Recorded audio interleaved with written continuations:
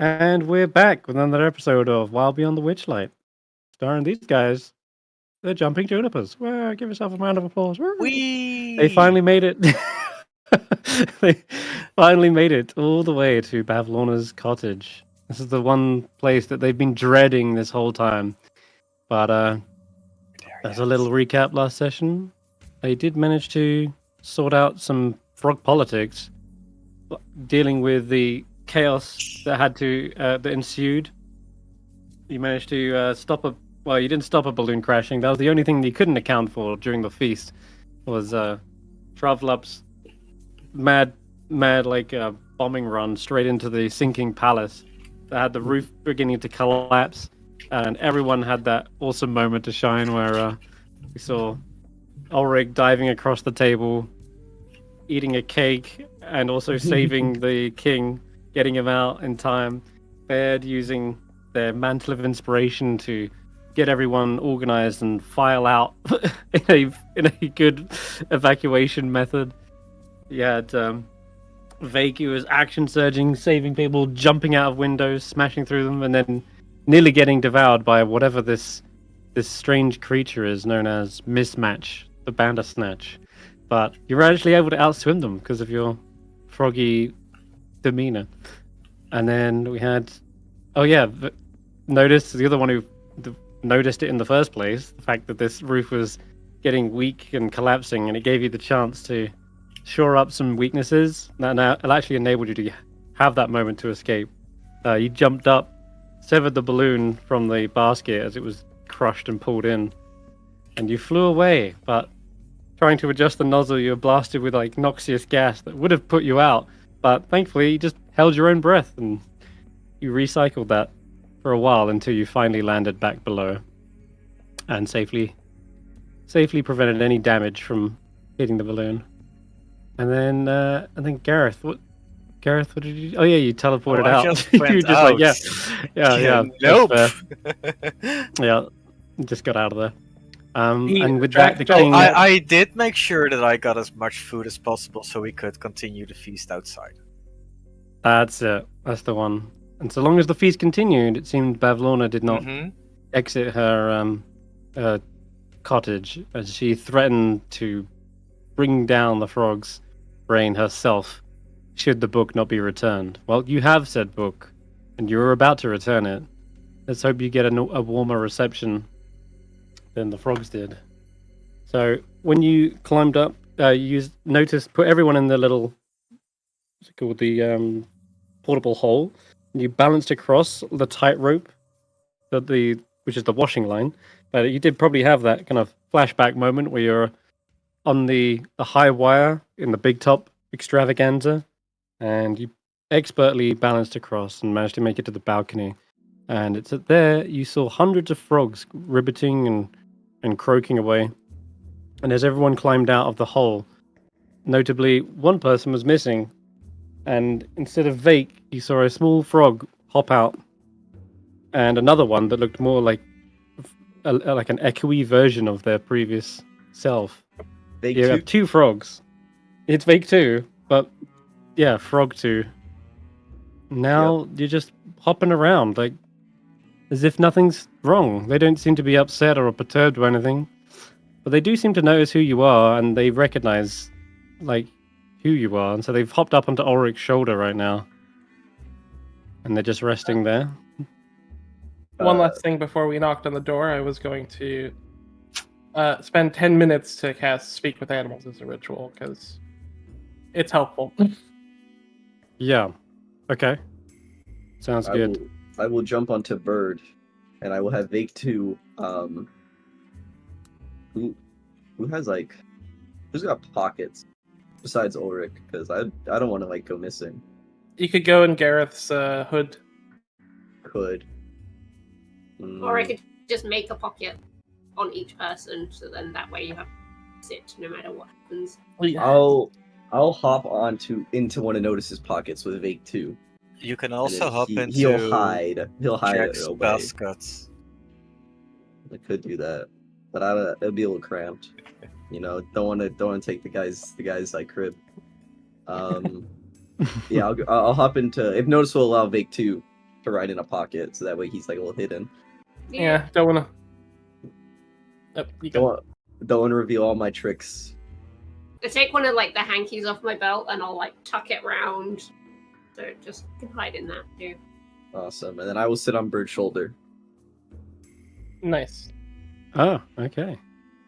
And after you finish this ritual, yeah, you can understand all the croaking sounds suddenly turn into actual voice and speech. And I guess I should ask, is there anything that Vaike is saying as he's croaking away, perhaps? Or ribbiting? Are any of these frogs saying like Bavlana lied to us? Are they here for their complaints? Oh, yeah, that's true. They are definitely on the balcony, kind of. It's almost like this rally, like this big protest, and they're almost chanting in unison. Exactly, yeah. They're like, we demand better wages. we got turned it. Yeah, like where's our promises? Like this is an outrage. Like they're just saying we got turned into frogs. No. This is a slug. We are frogs. We don't want a slug. Frogs for freedom!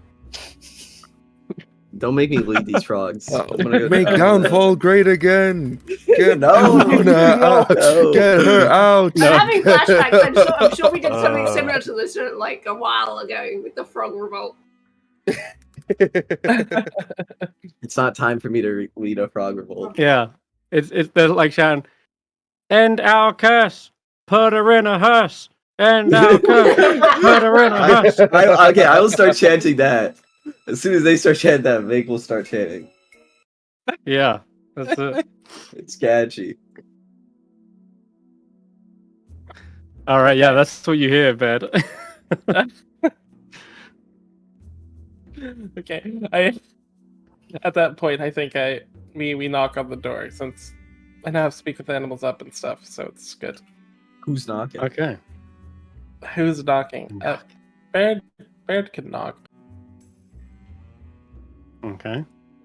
because it's the polite thing to do, and if we're gonna be guests in her house, we should follow the rules. 4 knocks, right? 8. Okay.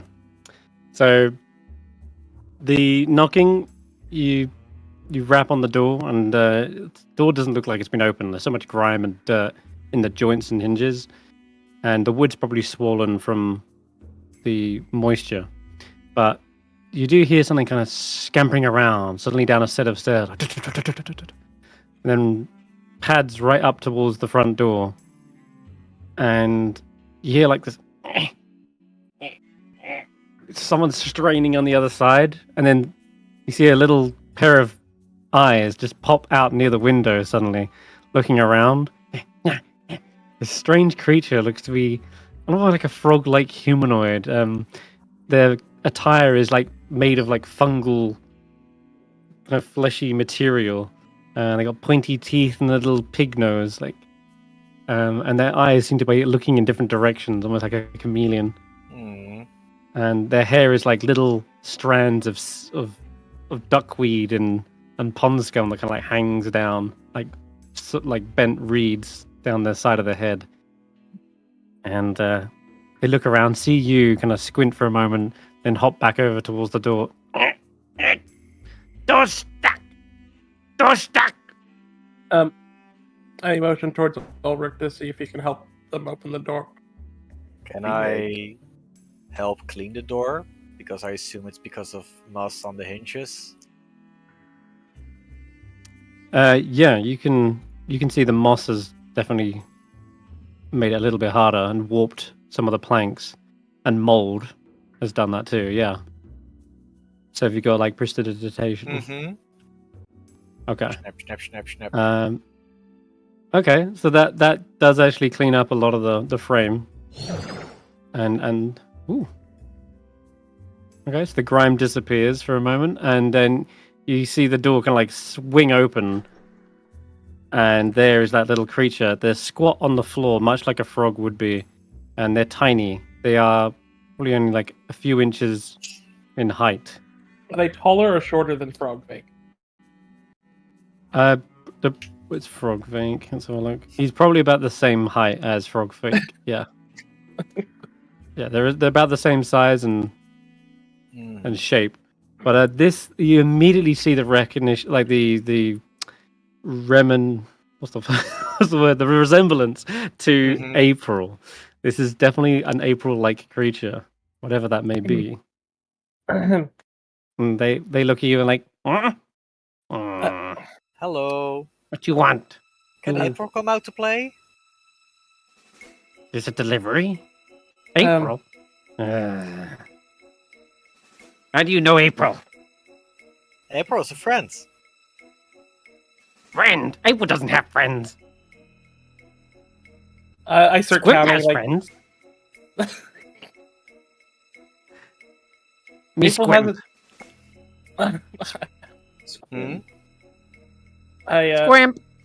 Squimp. Squimp.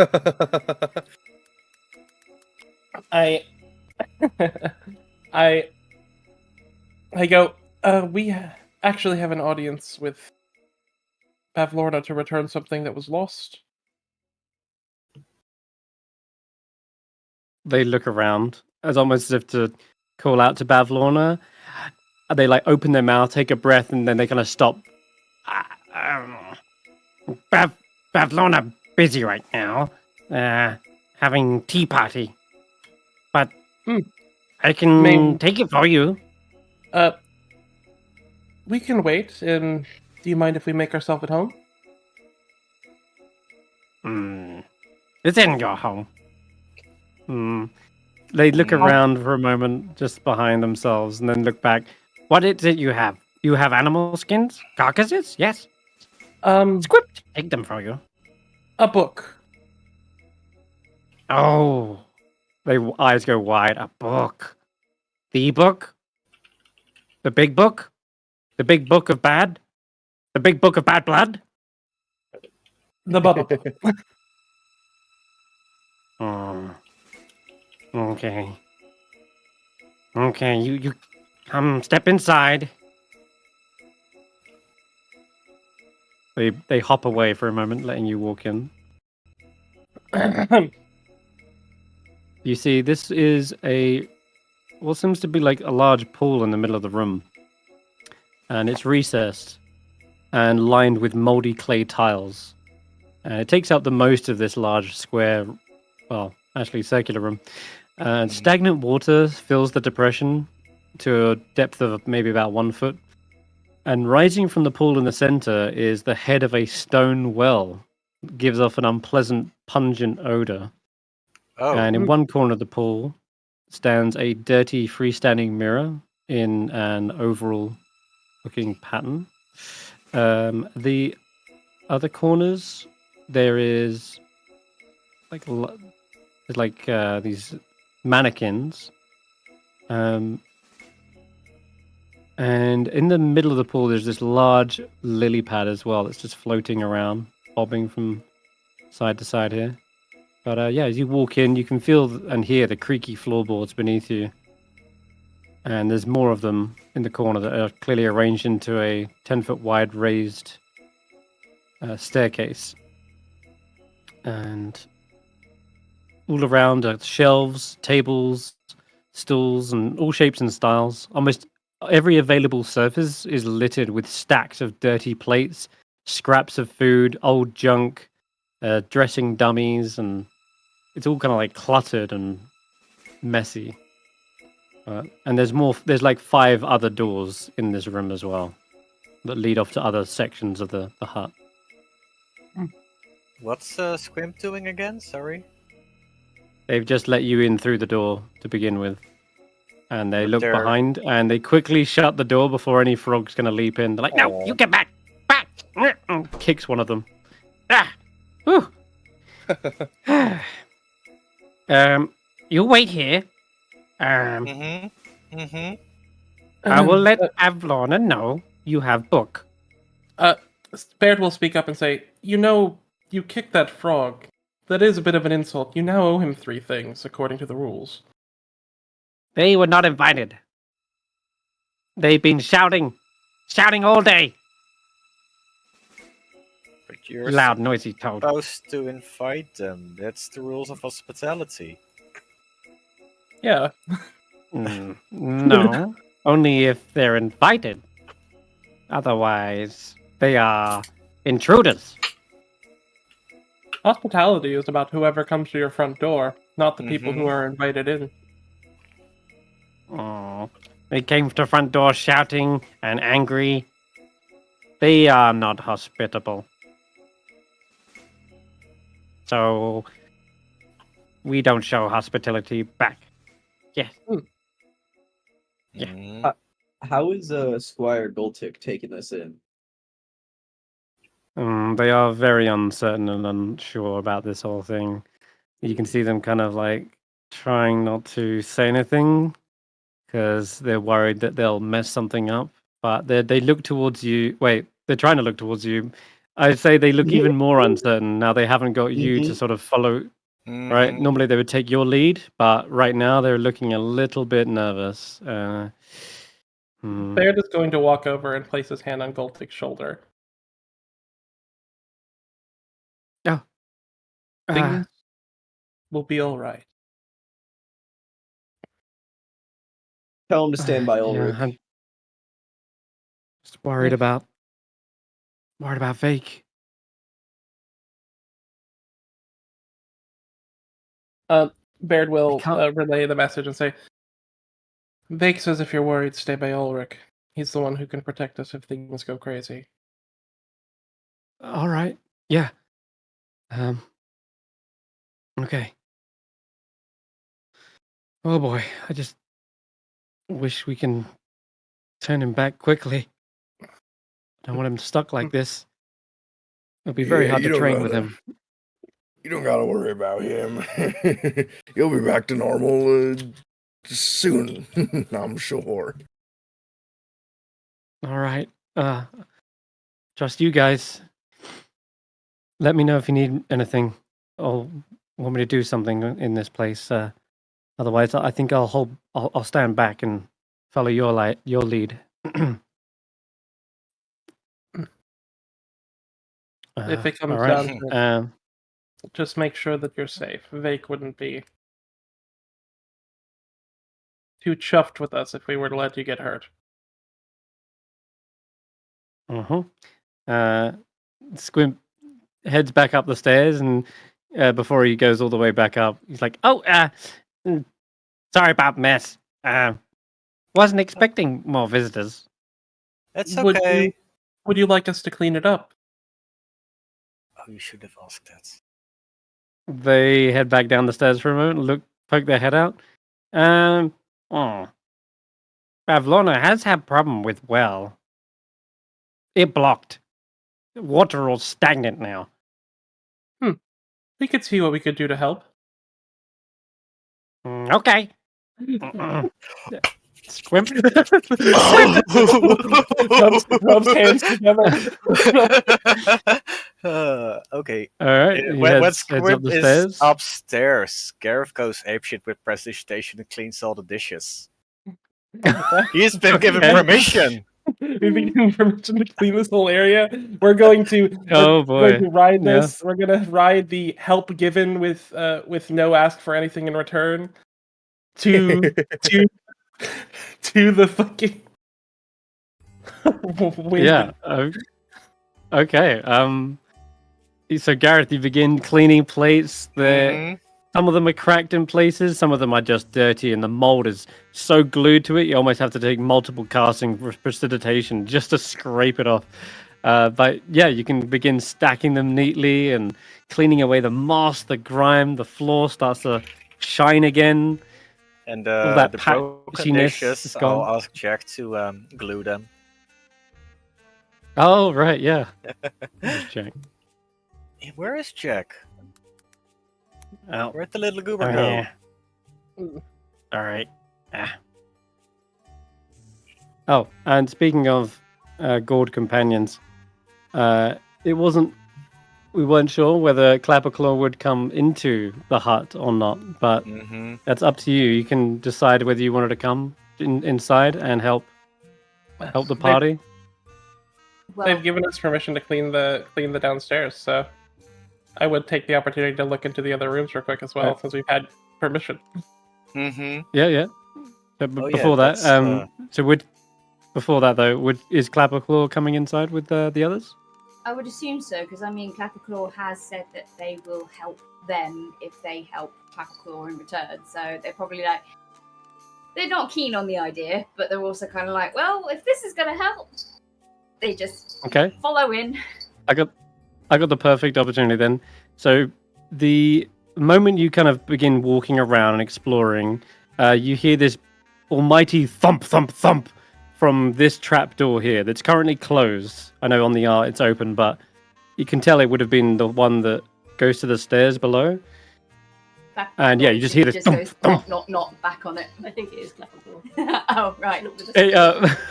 Yeah. Well, as it happens, yeah, you can head over to it. Clapperclaw is probably clattering on the other side. You hear the thump thump and then the clatter of claws from it.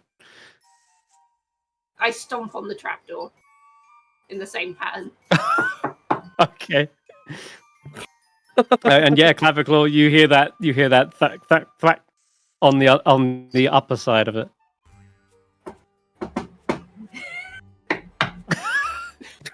They're just knocking at each other.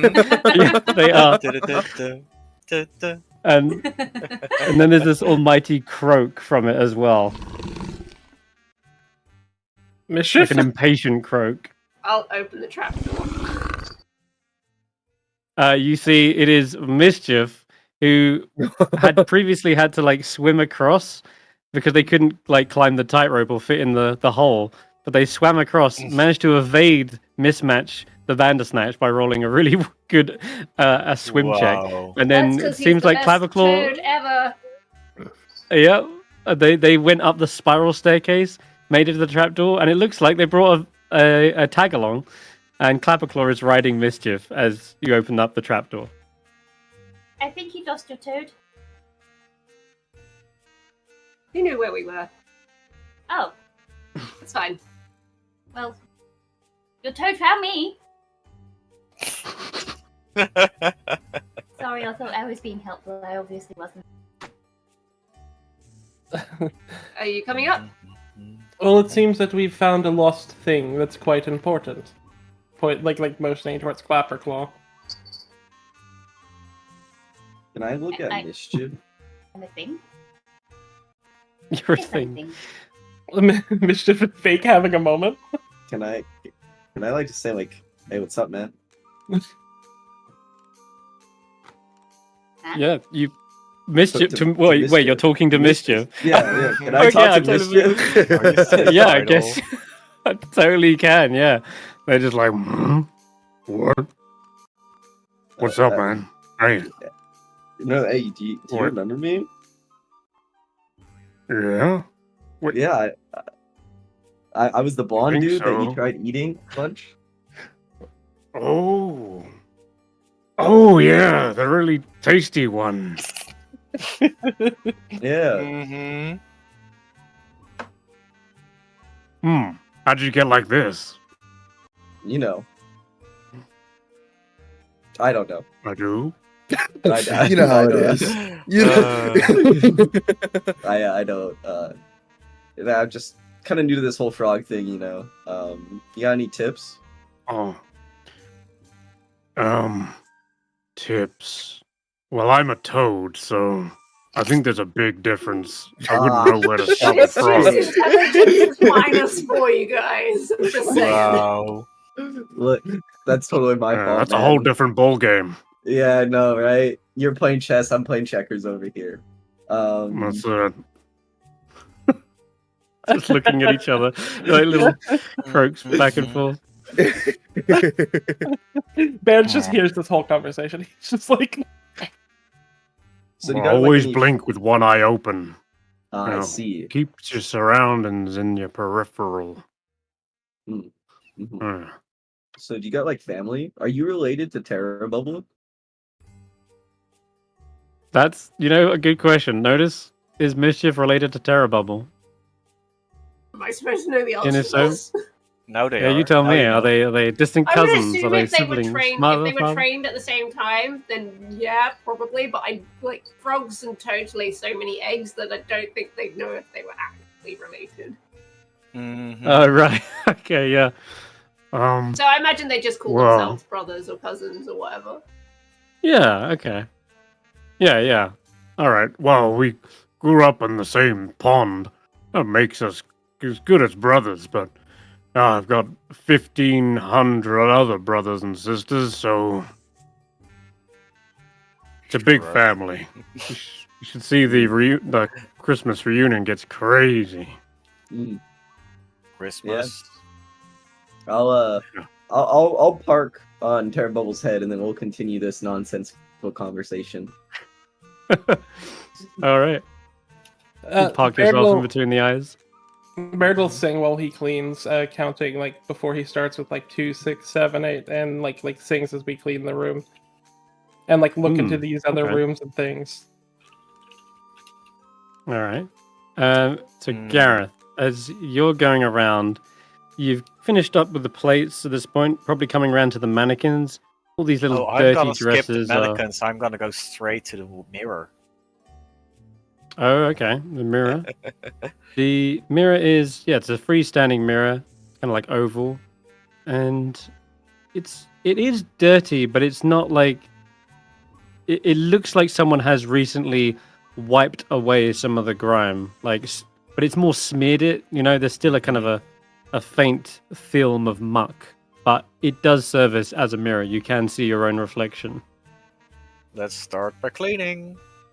And then I'm gonna check if the reflection is off. The reflection is not off. It does appear to work just how you would imagine it to. But you can give me an investigation check if you are a little curious as to whether it's got some warped elements to it. I can do this. I can do this. I can do this. 14. Okay. Yes, as you're looking over it, there are some weird etchings and markings into the frame of the mirror. They look like magical symbols, even.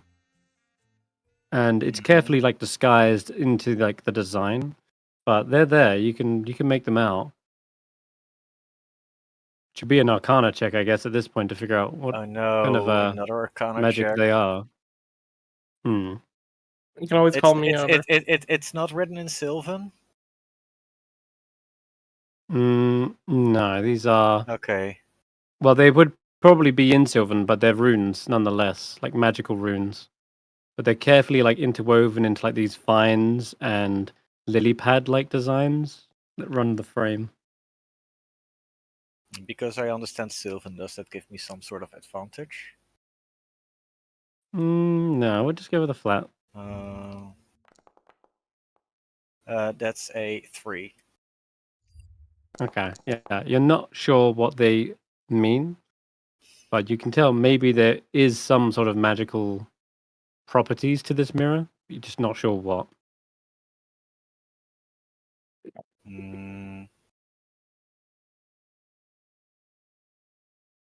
I'll call over Baerd. Okay. I do take a look in this room as I was over here while Garreth was in. I'm not going in. I'm just checking to see if the room's dirty and then closing the door again. Basically, I'm keeping note of the places that we would need to just kind of taking a quick look, seeing what's in there, and then there's a wardrobe and not much else. Some probably more dirty rags tossed in here, but nothing extraordinary. Just a wardrobe. Yeah. And I just literally quick checks. It's just going by. So in that room, what are those things? Are those spools? Those are spools. Yes. Okay. So there's a fabric storage room. Looks like scraps of cloth and bundles of yarn are piled throughout that tiny little room.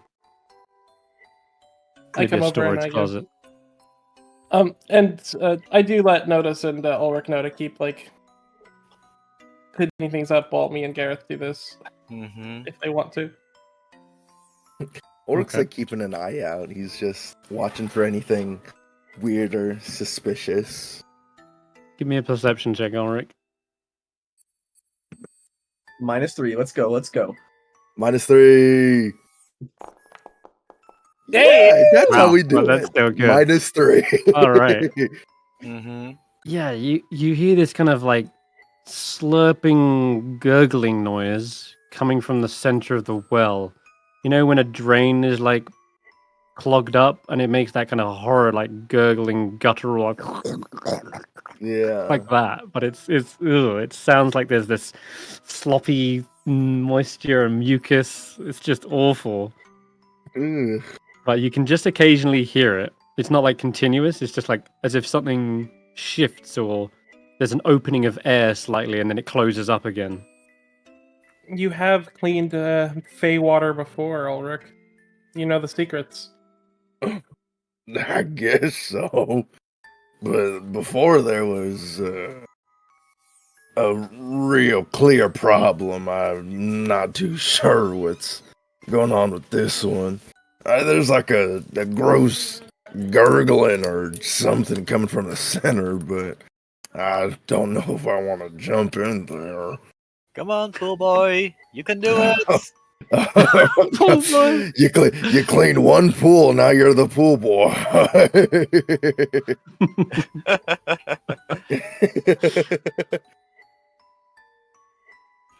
Yeah, I check I'll out help the you, mirror. Ulric, if you want. Gultic Mm-hmm. volunteers as well. Okay, the mirror, you can give me an Arcana check as well, Baerd. Don't get my squire killed.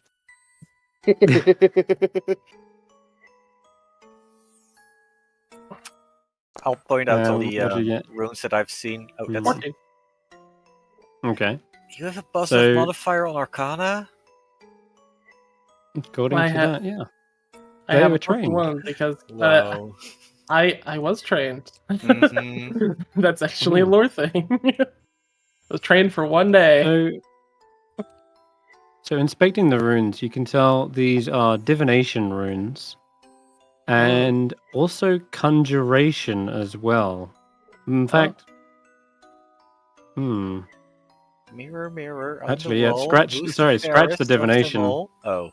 I scratched the divination. It is just conjuration. Yeah. You can easily tell this is some sort of, well, either maybe it acts as a portal or maybe it works like a one-way portal. You're not exactly sure, but there's no obvious way to activate it. Like there's no inscription telling you how to work it. There's no handles or buttons or anything like that. But Yeah. you understand that sometimes magical items do have a particular phrase that needs to be spoken to activate magical items, but there's no hint as to what that is. Okay. Hmm. I like Garreth know this and say like it's definitely something we can pay attention for. One moment. Okay. Oh, the taxidermy room. I Oh see. boy. Oh yeah. This one has a stench all of its own. Yep. Uh, just. There's a taxidermy workshop, and as you quickly glance in, you see the head of a horse leers at you with glossy eyes before you shut the door back. Its lips drawn back with pointed yellow teeth. Me. We were looking for one of those. Mm. And we're looking for a deer head, a deer skull. Oh, we're looking. Oh, nope. yeah. We're looking for Diana's other half. Oh, that's true. Oh, the horse. Mm-hmm. Does the horse look alive? I Is it dead? Like what's? Oh god, no! Yeah, it's skeletal almost, Okay. rotten fully. As you quickly glance in again, I guess you also see the head is affixed to a large 8-limbed armature made of wicker and wire, situated so that it faces the doorway when you entered. And near it is wooden crates and tables, all sorts. And you can hear the flying of buzzing of flies. Apologies. Yes. Are the stitches as shoddy as that last thing we saw?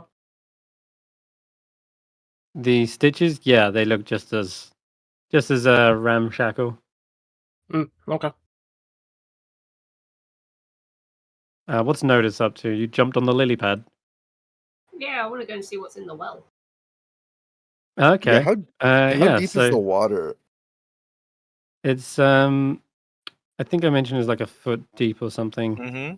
Oh, okay. But, then yeah, I also it kind of gets. Yeah, it kind of gets deeper towards the center. But Ulric, you're way tall enough. You can wade across. Notice you kind of poke away from the edge and use the bobbing lily pad to reach the center. And both of you can look in and see there is just a giant cylinder of muck going down as far as you can tell, probably all the way to the bottom, but it's so thick and slimy you can't really see past the surface. But occasionally, Ulric, you do see kind of like a little bubbling, almost as if something's letting air up and then reaches the surface.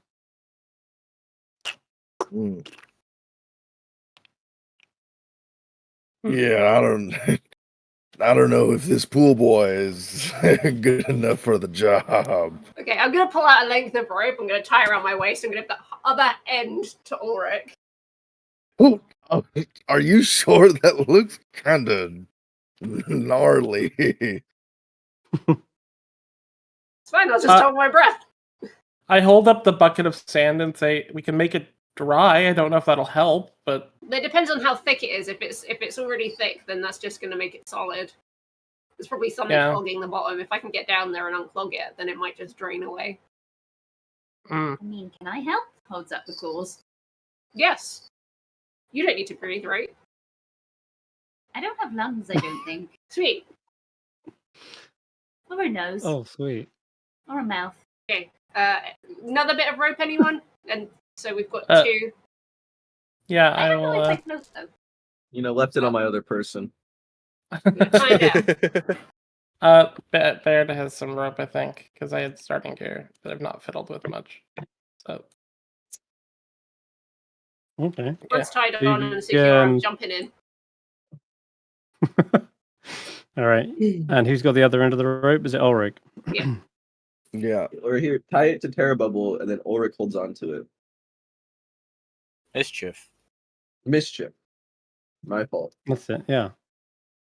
Yeah, you could both be holding it if you want, because that As long sounds as by I the know sounds of it. someone You've has got... the end of that rope that I know is strong enough to pull us out if needed, I'm happy. Yep, I will gladly be helping Ulric, and I think it's like the ropes. Like I think Clapperclaw and Notus are probably tied together as our better option.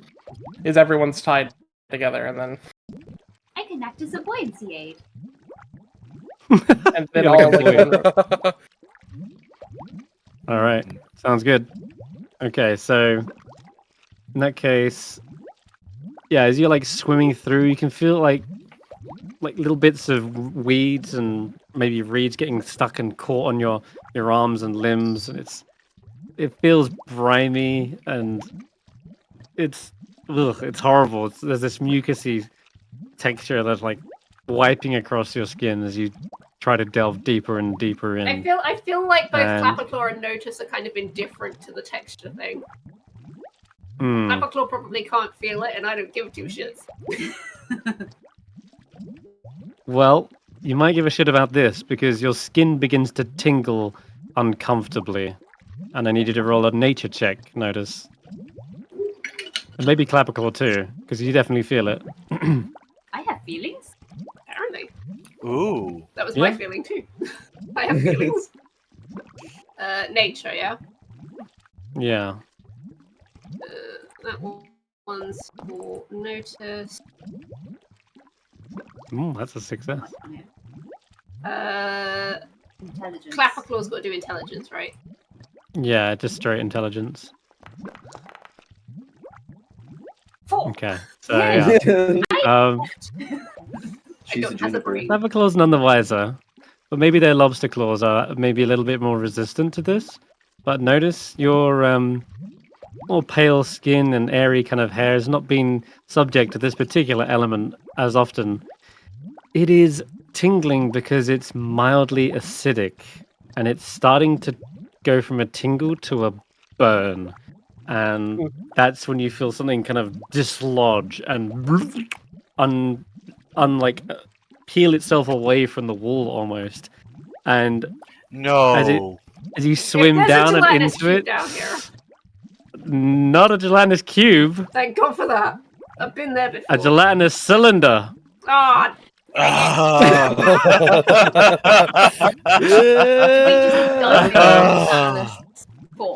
Apparently. Yeah, I need you to roll. Of course it is. I need you to roll initiative. I'm so sad. Gelatinous cube is my favorite monster in D&D, and I'm a frog. Even now you're being denied. Do I roll with disadvantage? Oh. Where are you? They are. No, you don't roll a disadvantage. Why is that? Because I'm surprised. No. They just get to go first. Alright. That's quite a vague. I'm sorry. Even though you're a frog, you can roll on anyway.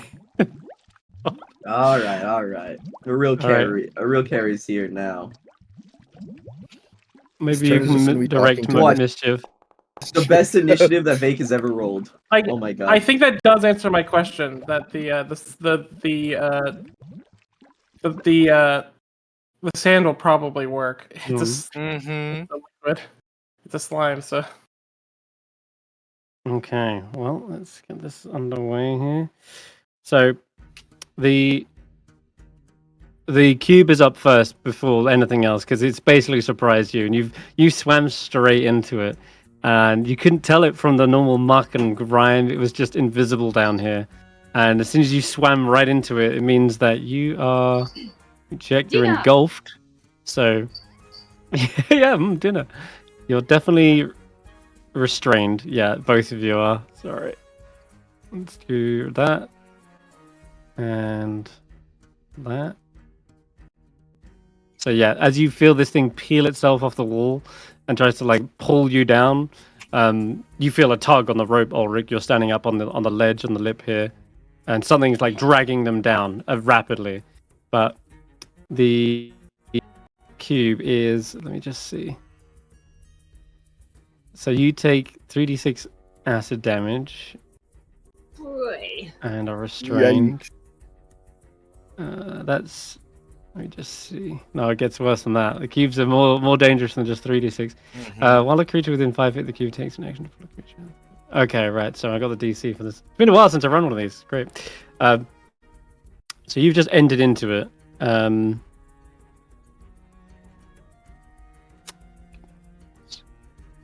Okay, so you stake that at the start. All right. In that case, I'm just going to make a attack. Wait, no, I don't think I can. You're already in it. Yeah, this is what it does. Is it? You're in it. Okay. It doesn't do extra. In that case, yeah. All we'll do for now then is just plummet down the well. Just plummets further down inside, getting deeper into the well. But you're pulled and dragged along with it, and it's just going to be at the start of your turn is when really the damage kicks in. So. At the start of your turn, Notus, you take 66 acid damage. Oh my god, I'm unconscious. Absolutely. Wait, really? Straight off the bat. Yeah, that's rough. That's not good. Okay. So that tingling goes to the extreme. Yeah, it's a lot. Clapperclaw as well is similarly basically just burnt up. I know that's so gruesome, but yeah, Clapperclaw is it'll happen. Oh my god! Clapperclaw will also be unconscious. Yeah. Or rage and pull. That's our best plan. You see this sort of simmering, what's it called, noxious gas coming from above. It's as if some sort of solution has been rapidly dissolved, and you see Notus suddenly kind of go limp. Wait, you probably can't see them, but you definitely feel the pull. Garreth, you're actually up next. Help! What's up? What happens? Notus is getting pulled down by something. Yeah, you see Ulric steadying themselves suddenly as the rope's being pulled Garreth, down. I need your help. Can I jump in? Jump in the well? But no, don't do that. Let him do it. Do it. Jump in. Can I go? Do you mean like up onto it? On the onto ring the the top of the well, and then 10 feet above Notus, Misty Step, so I can give. You won't be able to see down into the where Notus is. Effectively, I can't see Notus. Okay, never mind. No, it's just below the murky, mucky surface. If I can't see, then the only thing I can do is cookies. Eat it. Eat these. But that's gonna be disadvantage, I assume. It will, yeah. I don't think it'll make much difference there. You can't really miss if you're firing down into the well. Can't really miss. For some reason, it only rolled once, but. Uh huh. 10. Yeah, you would have hit. Okay, cool. You would have hit, yeah. Okay, yeah, you blast away some of the top layer of mucus, and you definitely see, for a split second, something shift and move around there, like it's spinning. And it's kind of like this. What color is this? Like yellowy, right? It looks green, but yellow. Oh, it's green? Okay. Yeah, you see this like luminous green cylinder for a second, like wobble like jelly, before the muck begins to cover it back up again. Do I have a moment as it as I can see it through the muck? I guess I can wait till a minute, but Ulric, it's Ulric's turn, but I was curious. Ulric? They're still attached to the rope? Yeah, they are. Okay, can I try to just with all my strength just like pull them out? Because I don't want to get pulled in, but if the rope is still intact. Yep, it's a strength check, so yeah, I will. You can give me a. All right. You can roll this with advantage then. Whoa, shadowy tendrils. Oh. So yeah, I guess because you're wild barbarian, out of nowhere, shadowy tendrils erupt from Ulric's body, probably out of his ears, his mouth, and God knows where else. But they warp down into the water, pushing it away, and then slapping into something down there and sapping it of its life force. Oh, I love it.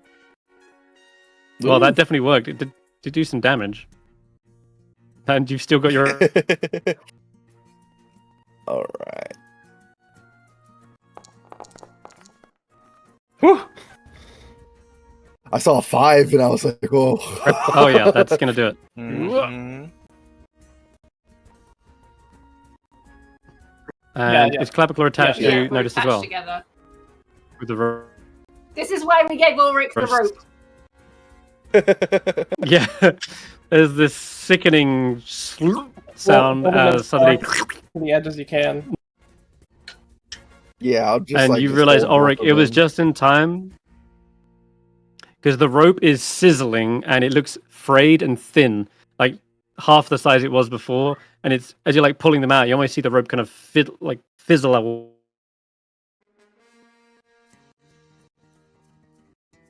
Yeah, you pull them up and out onto the edge here. Jesus. You can still use your movement to pull them further away if you want. Okay. Square Vaike. I was saying to Ulric, you can use his movement to pull them even further away from the surface of the well. You know, with this negative, You could if you wanted. You could.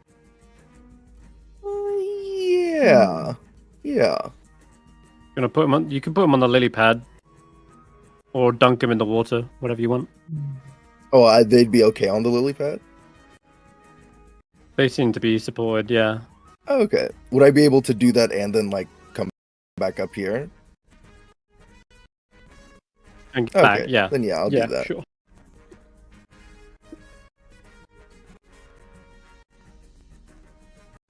I mean, what do we expect in here? All right. Okay, Vaike. I hold my action, and I pass my turn. Mm-hmm. Okay. Well, I guess the cube is up. Didn't the cube It didn't really get attack first? It didn't really do anything. It didn't do anything though. That's the thing. I just let it like pass. It moved. Effectively, its turn has already gone on technically until we get to the order because it went first. Yeah. Okay. All right. Baerd, what do you want to do? I pull out the sand and where I can see it through the muck, I literally just dump the sand onto the gelatinous cylinder. You can't see it. It is underneath, and it's deep. Because it moved. It did go deeper under, but you can dissolve the top soil. It would still work to reveal it, but you wouldn't be able to use it on it directly. But it would give you a clear line of sight to it, so that would be just as useful.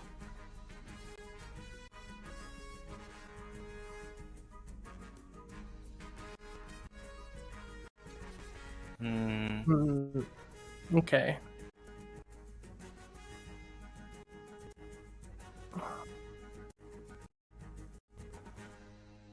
Because right now you have no eyes on this thing. In fact, you probably don't even know what it is, considering like Notus's unconscious form is being brought out. Yeah, sure, they have acid burns, but in that case, I will instead. I will just.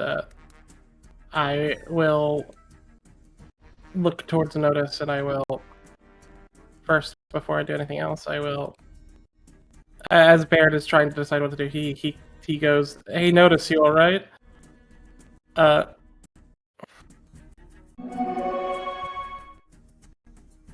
I meant to target, but didn't work. But that's fine. But yeah, I healed Notus for 11. I just sit up and just like inhale all the air.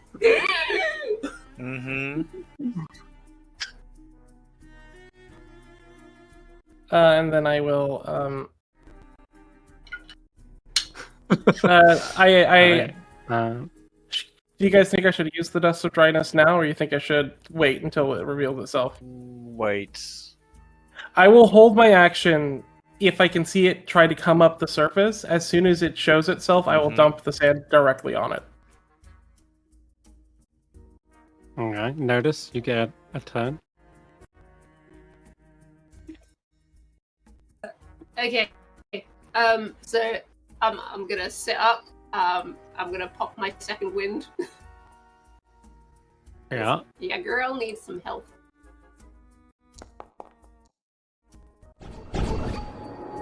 You mean your first wins? Well, first of my second wins. They're more healthy. Poor Clapperclaw is a little bit of, I guess. There's a couple of holes in the gourd, maybe. Can I check on Clapperclaw? It's a gourd. It doesn't breathe. Yeah. I don't really. I pick up the head and shake it to make sure the coins rattle. I don't know.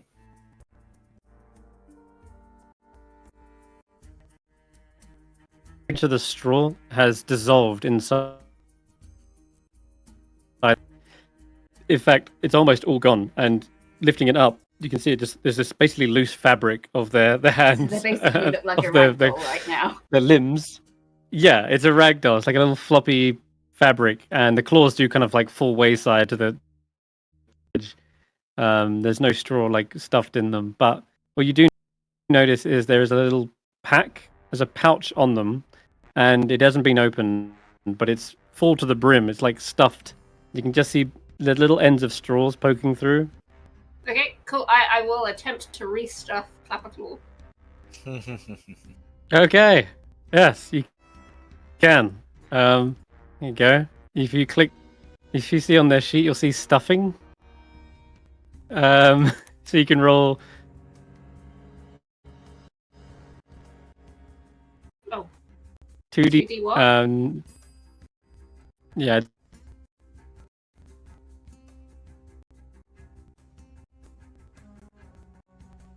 I think has it done it? I'm on full health. Oh. Just automatically. You just got to roll 2d4 plus 4.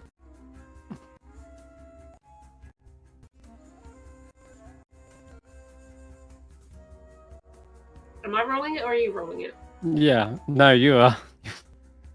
Yeah, okay. Okay, so they regain 7 hit points, and then I need you to roll a d6. Yep.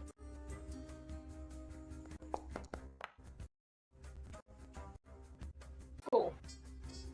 Okay, good. And it looks like there's enough stuffing in there for a bonus.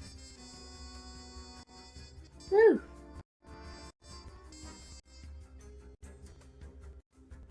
You good?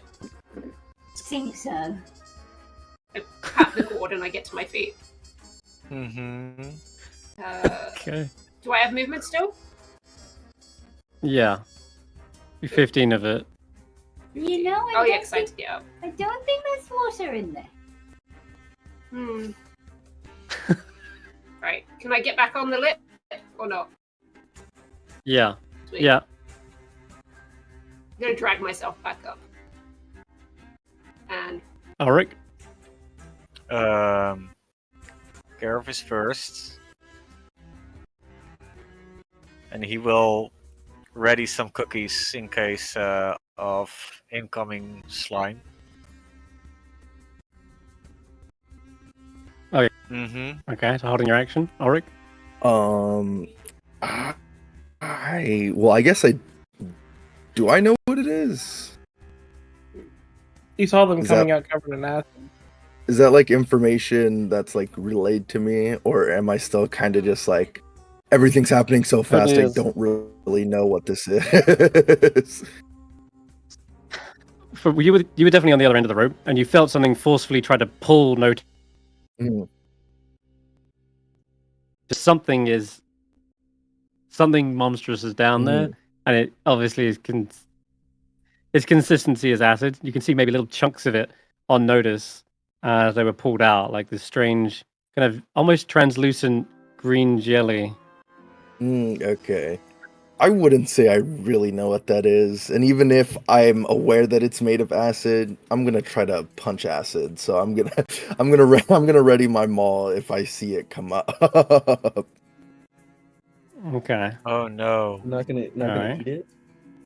It's the cake, Dad. That's what it is. Honestly, I would try to eat it if I wasn't at risk of getting dragged down. All right. And then lastly, you probably need to use a bonus action to continue your rage, but that's not a problem, I guess. Perfect. All right, Esquire Vaike, your held action. I don't know what you were doing with it, but it's back to your round. Backflip. Oh, damn! Okay, give me a dex check. Oh hell yeah! Mischief, check this out. Ribbit. Okay. Not bad, not bad. Do you want control of I'm gonna give that a go, actually. Thing? Oh. No, I'm having a Hold great on time. tight. Okay. Oh, is he doing a backflip too? No! Uh-oh. No! He backflips into the pool, and there's an almighty splash of water. You're a bad influence on this. Oh! You thought Vaike was gonna be a good influence on Mischief? A bad influence, whether he's human or a frog. That's true. That's my hero. Everyone gets is upside down in the pond. I look at him like, hell splashed yeah. as well. So that's my hero right there. Okay, let's see. At this point, be the cubes go. I mean, the cylinders go. Where's your dinner? So it emerges. You see Immediately this setting off a million large things. cylinder thing. Yeah, yeah, you would. So, I guess Garreth, you get the Eldritch Blast, but it's going to be a disadvantage. I did say as soon as I were to call it to. I know. Within sight. But when it emerges from the surface, it's like face to face with you. Oh, okay. Just don't roll a 1. Just don't roll a 1. No, I You rolled rolled 20 and a 19. Oh, you're good then. It just there made you go. a crit. Cool. It would have been a crit Oh, if it it was a robbed you of a crit. disadvantage. Yeah. Okay. All right, Ulric, you get to make your attack. Yeah, see, there's the that one. How do you miss a gelatinous cube? Because it's a cylinder. God. Oh man. And when he hits with them all, that roundish shape does a better job of displacing the energy, and so it slides off. Yeah, see, that's the magic of the cylinder. And then finally, Baerd, you get to use your dust. Yeah, I just dump the. Okay. Yep. It's So it is not obviously made of water or that kind of thing. It's acid, but the creature is like clearly reacting to it as it like falls into it. It's probably sapping all moisture from it. Yeah. It's obviously. I know it's not water per se, but it's got some percentage of water because acid is about. It tends to acid be can't exist if it's not in a solution. Mm-hmm. Well, I'll tell you what. Then we'll see what happens in a moment. But I'm going to make it engulf or try to engulf as many creatures as it can. It's a large creature, and it's going to start with you, Baerd. You can give me a dex save, but I'm going to give you an advantage as it's kind of like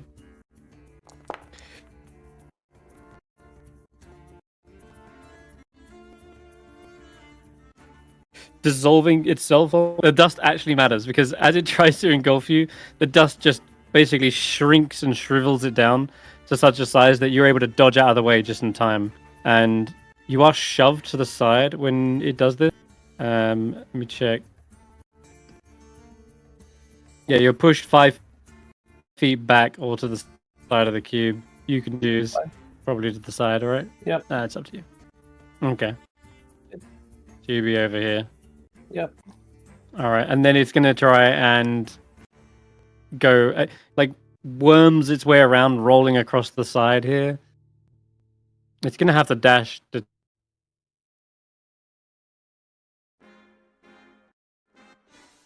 It can enter a larger, smaller creature. Okay, so wait, basically, let's have Notus and Ulric also make deck. And Ulric have advantage for being a barbarian. Mm-hmm. You do. You have danger sense. Oh, cool. Yeah, you needed it. I did. You didn't need it. That's. Damn. All right. Everyone's pushing up. So Ulric, you're like pushed to the side as well. Pushed into the pond, probably. Splash. And then I guess the last thing you'll do is go for Garreth. I mean, you're all right next to the well. Mm-hmm. It's only a couple of feet from each other. So I'll use my last attempt to get in Garreth. Give me a dex save. 12,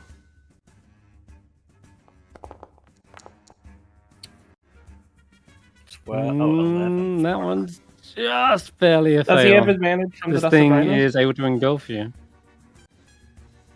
Oh yeah, that's right. You have advantage. Come on. That's a success. Which again makes the difference.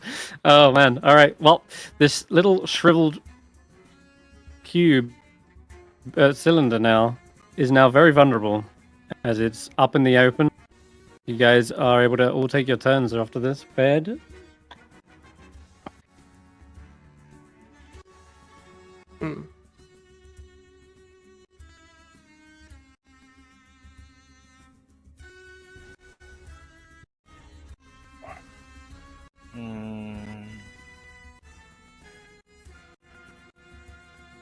What do you want to do? Okay. I am trying to decide because I don't really have the spell list to help with this problem. Oh yeah. No. Yeah. cubes are smart enough to ignore vicious mockery. No. Wait. Incorrect. Well, why am I helping? Oh.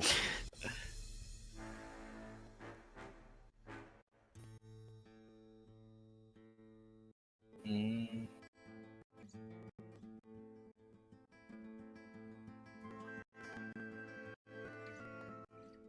Although, maybe it can't be. No, you need to understand the language, right? No, I think it does not need to understand. You know. Oh.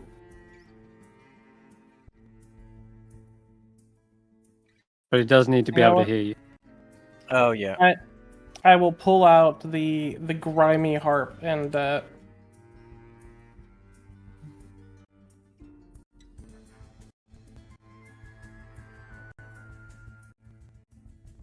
Yeah. sorry, I'll play it again. Because I'll do it again.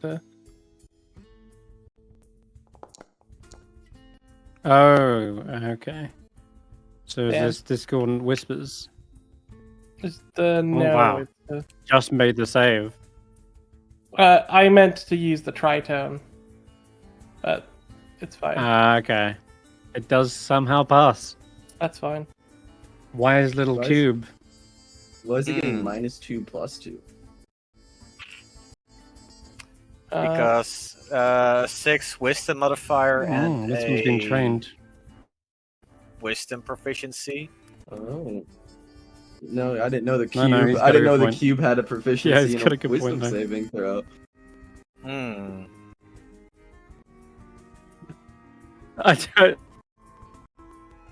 I swear, when it got imported over from Is it not 20 supposed years to have ago, a bonus? it gave random proficiencies to some saves, which is like, huh? Okay. But yeah, that's actually it should would've be a fail. Yeah. Let's okay, go. So it takes a d6 and it will get a -4 to the next saving throw it rolls. Ooh. 2 damage. No. Yeah. Destroy it. No, Okay. Yeah, it shudders. did not. That'll I think be that'll. Yep. Okay. 2 damage. Let me just add that real quick. All right. Anything else? Does someone do you want me to top you up, Notus, or you think you're good? I think I'm good as long as I don't get too close. Okay. So it Then should've I been- think Okay. it All right. should've been That's your Vaike go. that dived, Clapperclaw. but I'm a frog. I would have been the dumb one. Jumped in. It would have. It would have been bad. All right. So Clapperclaw, you've just been filled back with stuffing. Well, You're on top of the lily pad. they still are. You know, their goal was let's unclog the well.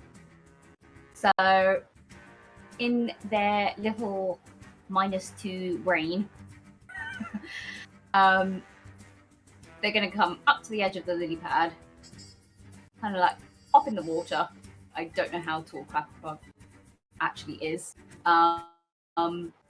And, well, if you want to unclog a well, you've got to make a hole to come out of. So it starts like trying to pull one of the bricks out underneath the water to drain it into the water. Okay. Okay. Give me a strength check with Clapperclaw.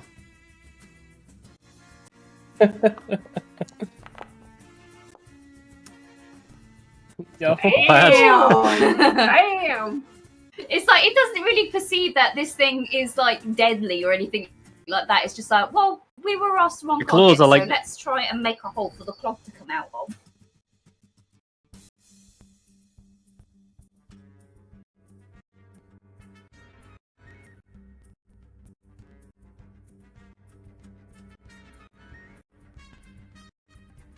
Well is where the cylinder is, which means when it's pulled out, the water is suddenly the pressure is like pulled under, and you hear this kind of whoosh noise, and Clapperclaw is sent flying back as water's like pushes towards them, and the gelatinous cylinder is forcefully dragged down like at least 5 feet for now, out of melee range of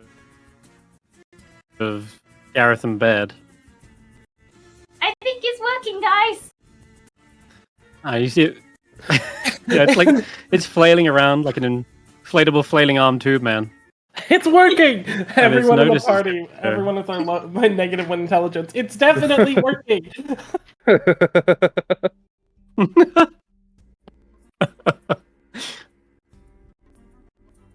But yeah, that would be it. That's how science Alright, works, what about right? you, That's Notus? science. We've done science. Yeah. We all surround each other and clap. Claw. Yep. Clap for clap glow. All right, Steph. Can we still see the gelatinous sphere cylinder thingy? Probably not from your angle, but you can get up to the edge and look down and see it. Yeah. How far down is it now? 5 feet, did you say? Yeah, 5 feet down. Yeah. Too close to be shooting at. Well, no, because it's 5 feet down. That's why I'm saying it's out of reach. It's out of melee reach. Oh, so I should be able to shoot it without too much. Yeah, that's what I'm saying. Yeah. So- That whole thing, Clavicle allowed all Sweet. the ranged attackers to basically hit it without disadvantage now. Cool. How's a hit? Ooh, max damage, of course. What am I expecting? It's Notus. And yeah, you see it slice straight through. Probably even hits the side of the wall, making a hole all the way. And Do you know what? Screw it. We're let's gonna go. do the Let's- action surge. oh, here we go. See if we can hit it again. Get out of here, you clog. Max the roll again! Another max damage roll. This is insane. Yeah, this thing is looking rough at that point. It's shot through so many times that its form is gonna like breaking apart, slopping to the water. And then have I got enough movement just to drop back down? Just so I'm not...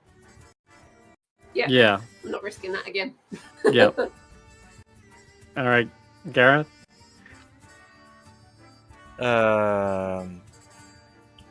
Yeah, let's feed it with more cookies.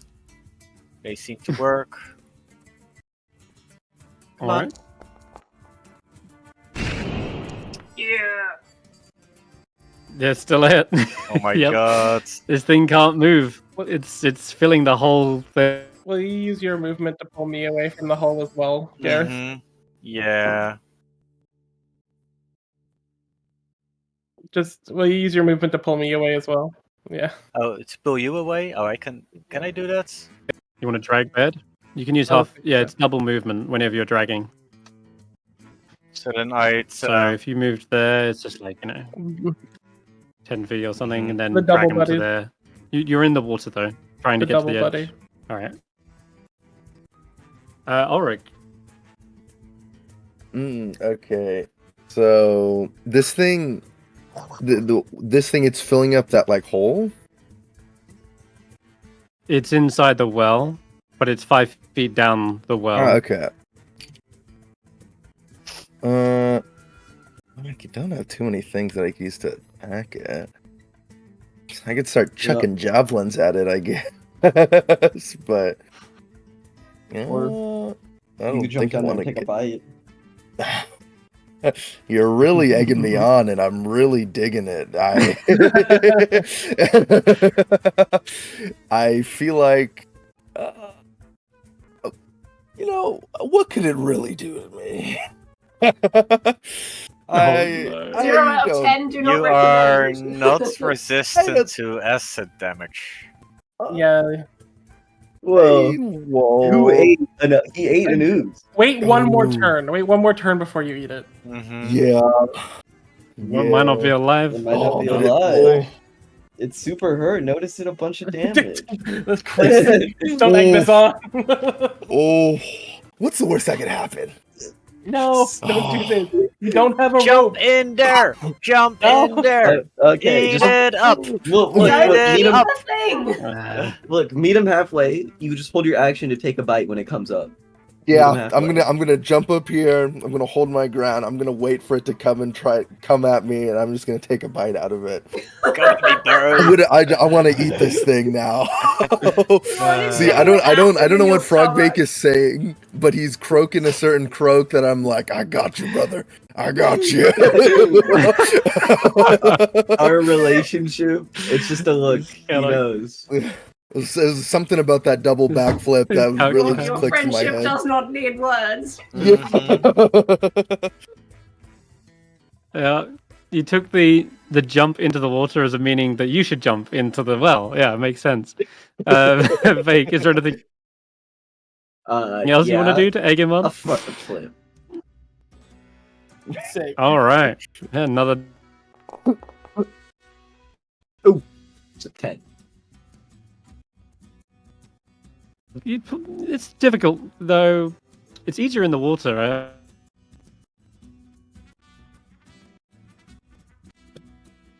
right? You'll find when you land in there, it's like you were born to be. Yep, let's go, Mischief. Oh shit, hell yeah. Big frog. Mischief's gonna write them. It's more like a roly-poly. Hell yeah. A slow roly. I'll hop back on his head.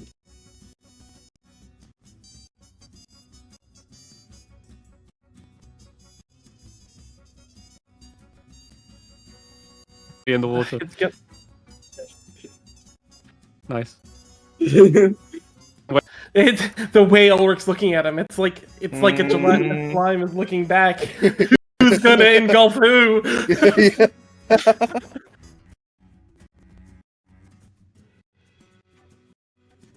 Ulric, it's just a big sour gummy. That's it. Yep. Let's see who can we're having a eat off. It's doing exactly what you want it to do.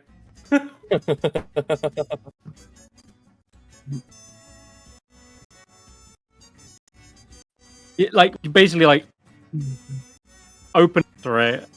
The thing hits your mouth, falls over your head as well, and almost encompasses your head. But you're trying to bite into it, and I think we can just roll Constitution. And, oh god, that's disgusting. I'm slurping this thing up. Disgusting. Here, oh god, give me a Constitution. Just check. Contested Constitution. Okay. Come on, Ulric. Flat check. Come on. Yeah, it's basically contested Constitution. No. Tell me you have inspiration. Tell me. I do have inspiration. You gotta reroll that. Come on, please. You know how he got that inspiration? No. Okay. It's still not a bad. Mm-hmm. Oh.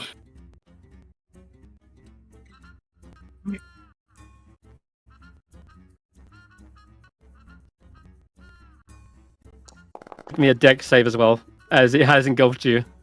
Oh, you got. He's fine.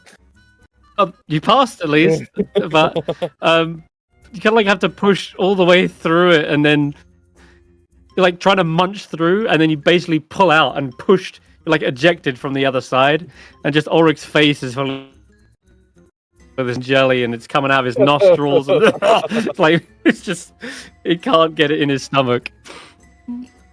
Oh man! All right, after that, I guess it'll flop out one way somewhere. It'll land. It's gonna flop out from the side, fully out of the well at this point, and land. It goes to land on top of you. Notice. Oh, also, give me a dex save.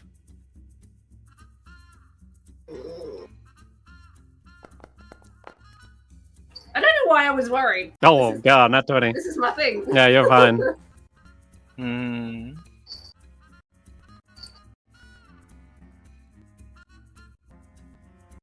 gyrating, trying to right itself up and pushed to the side over there as the wave hits you.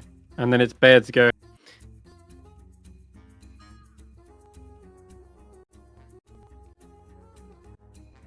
The weird harp doesn't let me do the one ability very well. Oh wait, I don't think it would have mattered, but no, it wasn't a save, it was a check. Never mind.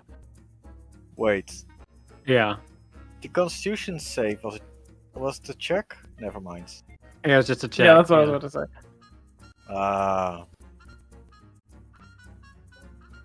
It was a contested check because we didn't know who could eat who. But anyway, Baerd, your turn.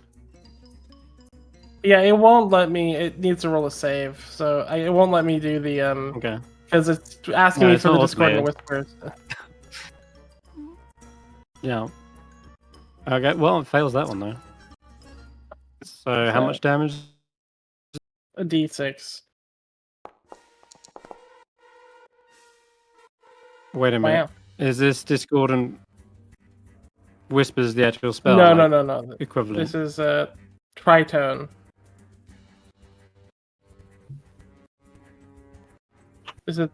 It doesn't let me do the. Okay. Where is it on your sheet? It's on Discordant Harp. Harp. Discordant Harp. I'm trying to do Tritone. Yeah. Okay. So it doesn't do anything. I don't have anything else. I hate to say this. I just realized it says a creature. No, it says a creature that can hear on, and it definitely doesn't hear anything you're saying. Has no ears. I'm sad. I'm afraid that literally doesn't seem to affect it in I any have way. nothing, boys. I cannot do anything in this fight if I'm not casting a spell slot. Well, you have gotten Notus up, and they've done the most damage so far. So count yourself doing 16 points. It's alright. I appreciate it. All right, clap a Do you want to try doing a backflip?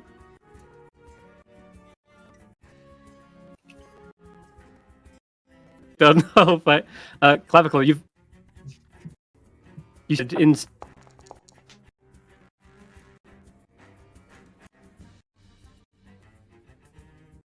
well's on blocks.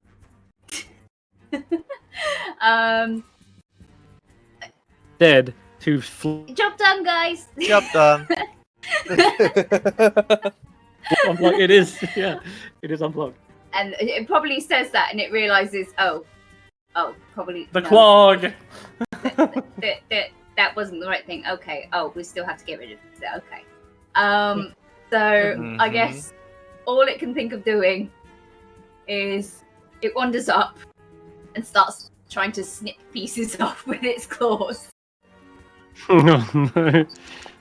Okay, give me a claw attack. And that hits. It's like it's giving it a haircut. Yeah, these big old lobster claws are more visible. Oh yeah, and it's looking bad at this point. Another chunk falls into the water, splop. You'll probably. And then it's Notus's go. It's technically in melee with you. Oh. Me, yeah. Okay. All right. Gonna drop my crossbow to one side. Out comes the S-stock. Oh. Move up to it first of all. Would help. Yeah. Alright. Okay. Likewise, you're slicing bits off of it from the other side now. Yeah, that's me. Okay, Garreth up. Give it a fringe. Doesn't have to go. Neither do I, and yet here we are. Let's get there. I forgot. I've been hitting the thing with my Eldritch Blast. And every time I hit, his movement is reduced by 10 feet each round. Okay. Yeah, that's true. That means He's been moving. It hasn't moved very far anyway. Let's be honest. He has moved a lot. 5 feet up and then just fell. Blip. But to get there is more than his movement. I don't think it's been moving a lot. It went up 5 feet and then just flopped out and just landed. It fell. It didn't move. It literally fell, yeah. Those were the exact words I used. Really? Okay. So, where are you sending Jack? Jack I don't wanna. Can you restrain him? Glue him to the water? It is glue. Your glue is stronger. I believe in you, Jack.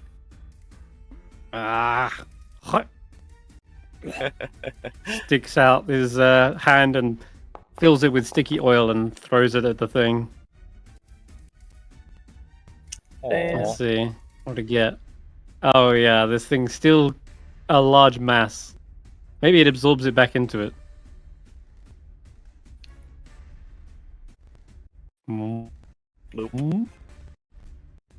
Okay.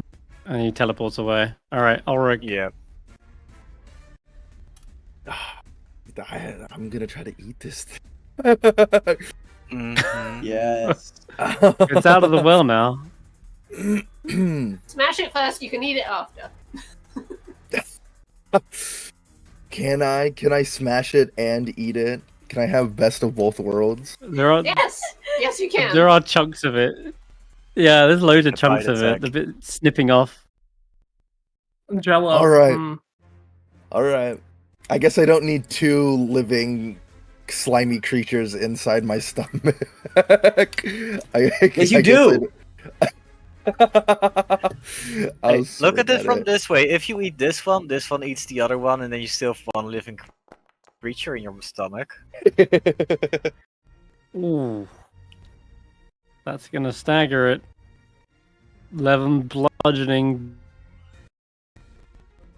Yeah, that thing ripples all the way down, and bits of it just... The force of it ejects out loads of chunks in every direction. You're gonna get a lot more prestidigitation after this. But, okay. And poor Vaike over here. You know what time it is. Backflip. Mm-hmm. Handled it. Early flop. Go, mischief! Oh, yikes. No! You get squashed underneath. Yeah. Oof. Squash You it try to do it in sync, and you both just like... underneath. Either that or you bouncing. Mm-hmm. Oh no. We gotta work on our coordination. Oh my god, they are in this is synchronous flopping. That's crazy.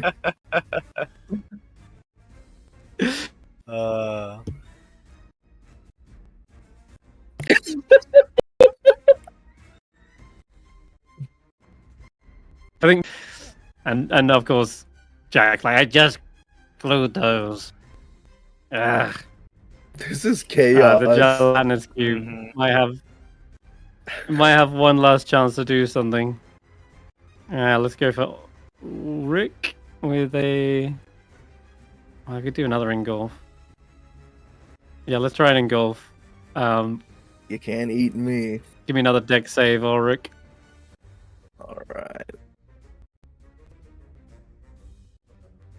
I forgot, do I make ability checks or saving throws with advantage, or both? It's saving throws, right? It's only saves. It's just, yeah, just saving throws, yeah.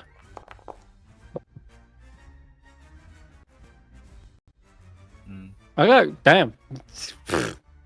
That's insane. Alright, yeah, it's another pass. As it's trying to, like, get towards you, you see its form is shuddering.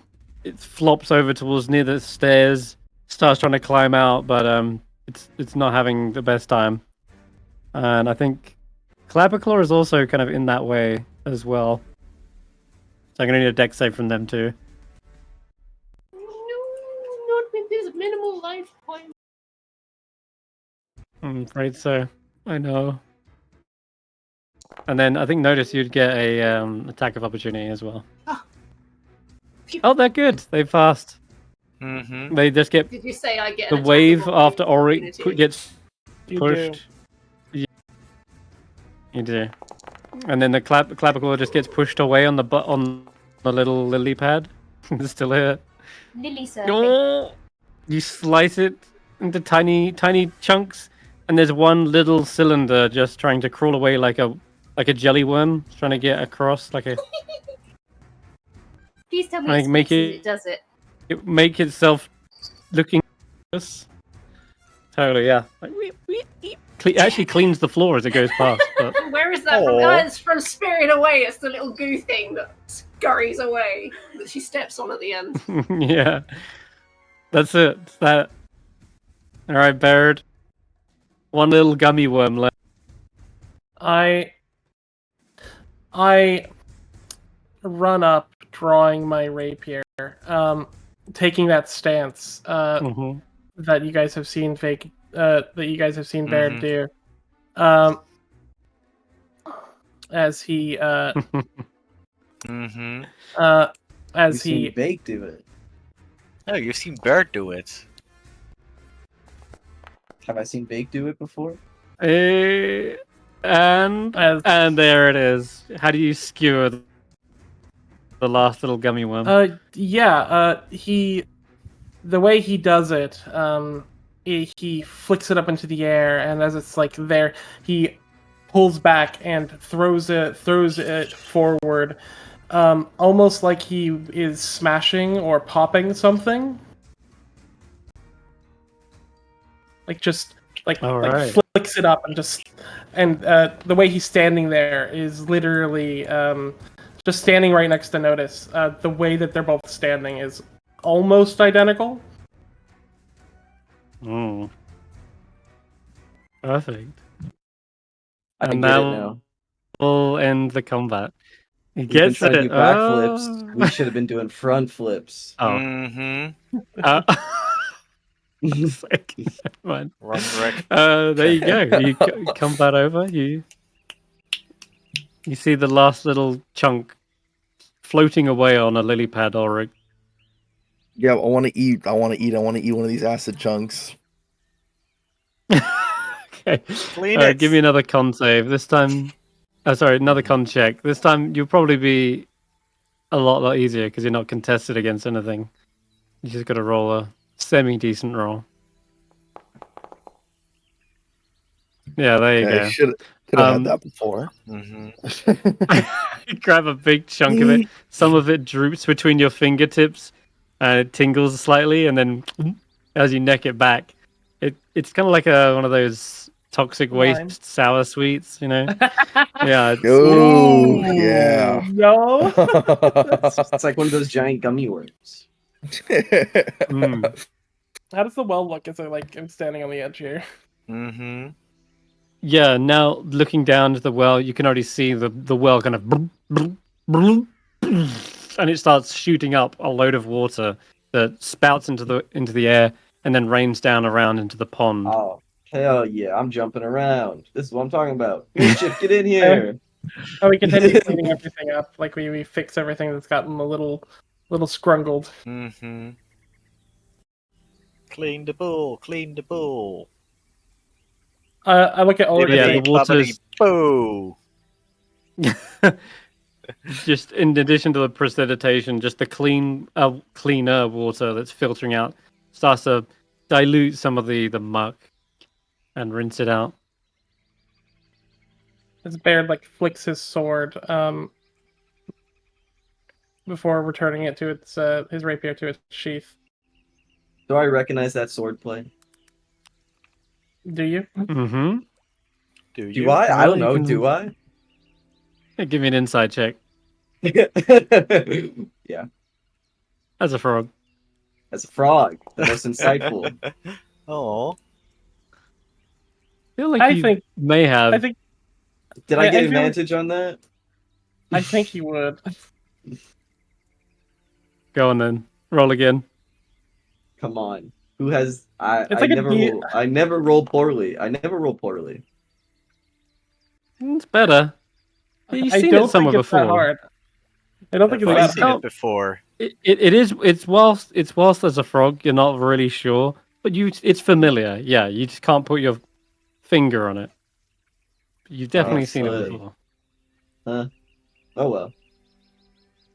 Oh well. Yeah. Oh, well.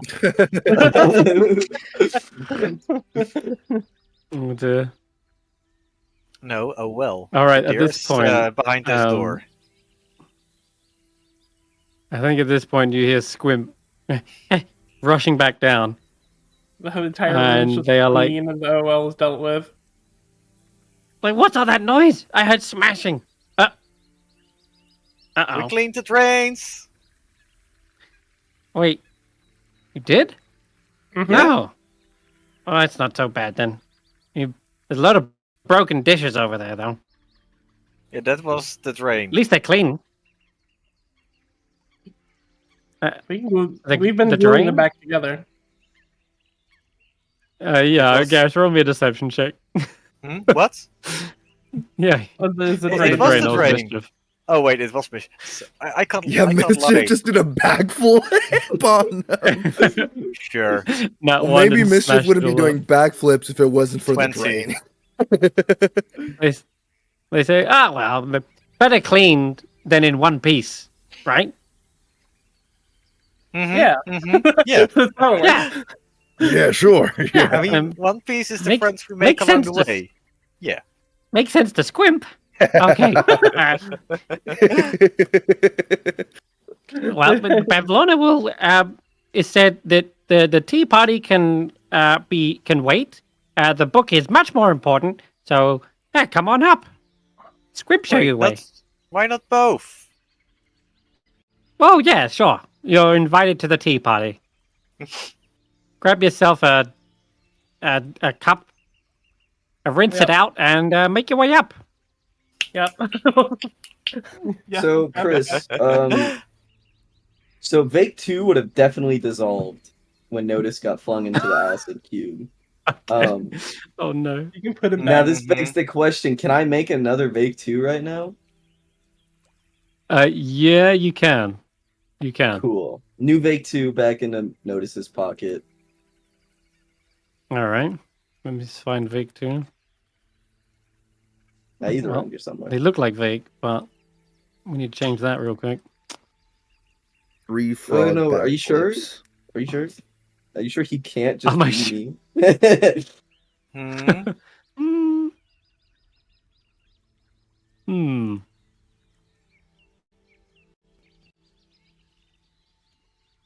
Roll a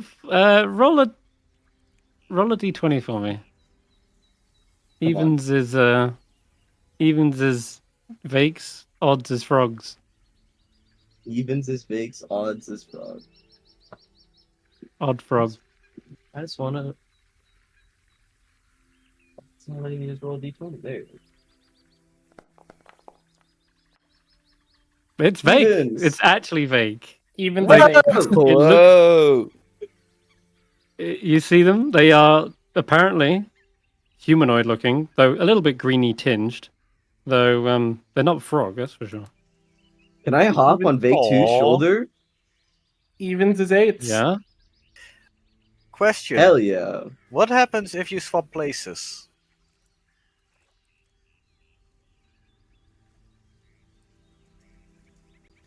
Hold on. Let me open up my original character sheet. Now what happened? Andrew just breaks. Yeah, Andrew just then- detonates. Oh no, I can't. No? Probably 'cause not with the... Yeah, Because you've not actually This- manifested Echo, have you? yeah. Okay. Chris, I'm going to Well, swap are you- places. What happens? You gonna try it? Yeah. I guess the frog becomes the Echo, and Vaike becomes normal Vaike. And What? yeah, you Really? feel... Whoa. Uh-huh. You Even found a Vaike? little... Well, you found a little... Guys. Wait. Oh, Loophole. That's kind of sick. Kind of loophole. No way. Damn. Question: do you Well, still why crave did- fries? Just keep a hold. We gotta keep Mate, Frog crave Bake fries. safe. Yeah, just put them in a pod. Just put them in my pocket. Just. Oh god. Yeah, Wait, there's you a gotta- taste of flies in your mouth. There's like one in the stuck of like in the back of your gum, like where Imagine you've been he's eating still flies. blinking like really slow, like a frog. He's. Yeah. It can't be this easy. I think you found a loophole. I think it evens as eights is what we figured out. Mm-hmm. No way. Can I But swap freeze back? Yes, and you are back into a frog, Okay. and your intelligence is that of a frog as well. And you Well, forget even the if I'm- idea that swapping was great. Yeah. Imagine you forget the idea that it works. Like this is amazing, it worked, and then you just forget that you did it. God, that'd be stupid. Okay, I mean, All right, well, yeah, I guess I'll throw Vaike 2 in my pocket as a frog. Hey guys, what's going on? Does he know the sword fighting now?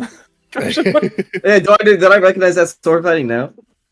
now it rings a bell. Yeah, that's totally your style of sword fighting. Hey, Bird. Hmm? Where'd you learn to fight like that? I pay really good attention. To who? I'm not fighting with swords. You used to. When I was like 8. Mm-hmm. When were you watching me sword fight when I was 8? Like, when did that happen? Do I remember Bird being there when I was sword fighting when I was 8? No. Yeah. What he said. Whoa. Yeah, what that guy said. Baerd, as like he seems to be considering his words very heavily for a second before he says just very calmly, It's not where like one you're. Hmm? where one learns things is very difficult to learn to notice. Much like beauty, it may be in the eye of the beholder. What? What are you talking about? Just answer the question.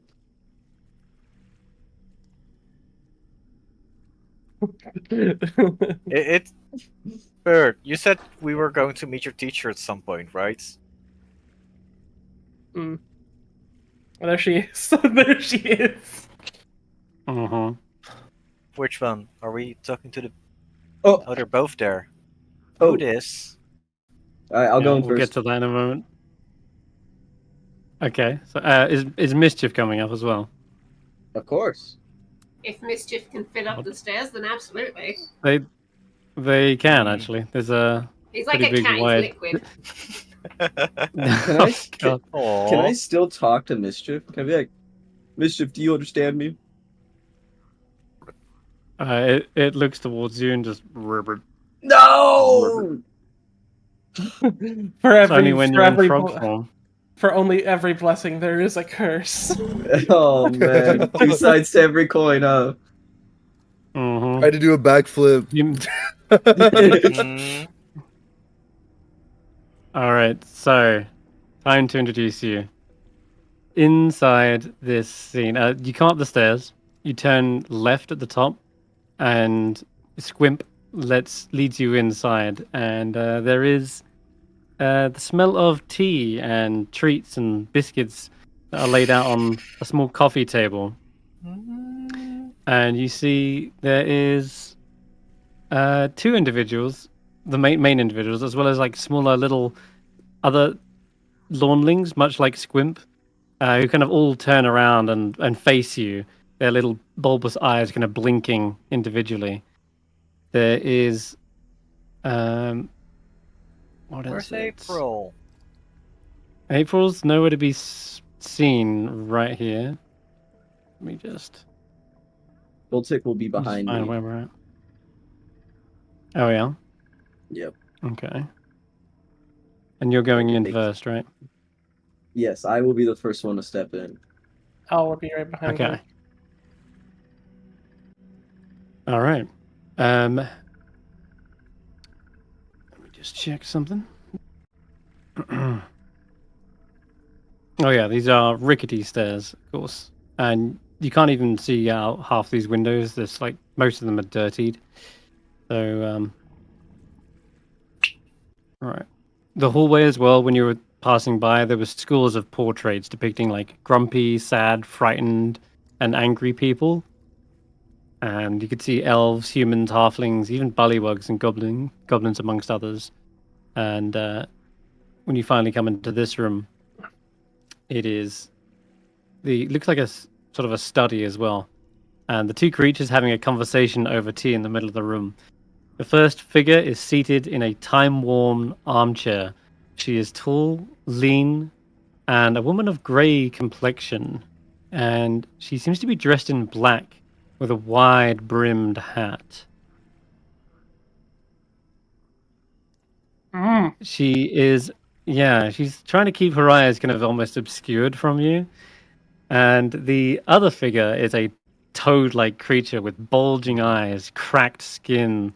This is the one you saw in your vision as well. It's also clad in the shapeless garment and sits on one end of a love seat with its legs pulled up beneath it. And there's flies flitting into and out of its mouth, which hangs agape when it isn't speaking.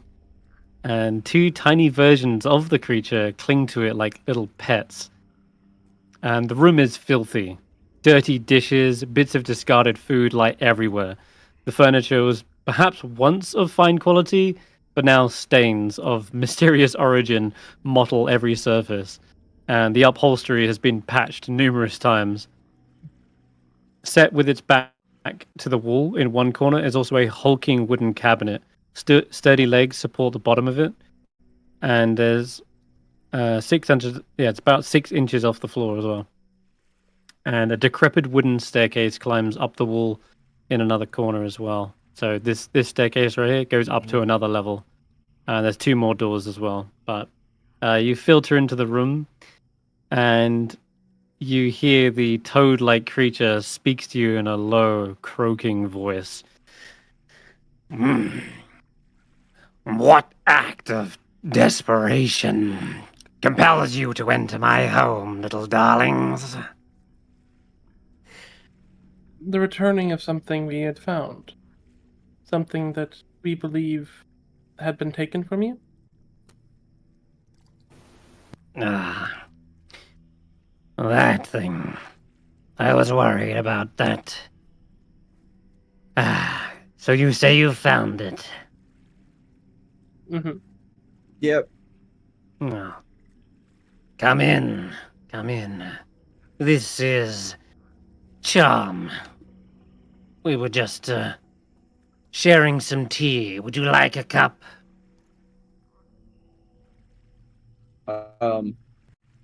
Yeah, I would. Actually, I will point out and say, Squimp actually already gave us cups. Oh, would you like me to fill it with a delicious tea? Yep. Well, I can't hold the cup, huh? We can't hold it. Nope. Yeah. She notices. Oh, dear. You having trouble there, dearie? Oh yeah, you know, can't use my hands. That's awful. Yep. What Isn't it? Isn't it delightful? Seems a terrible fate has befallen you.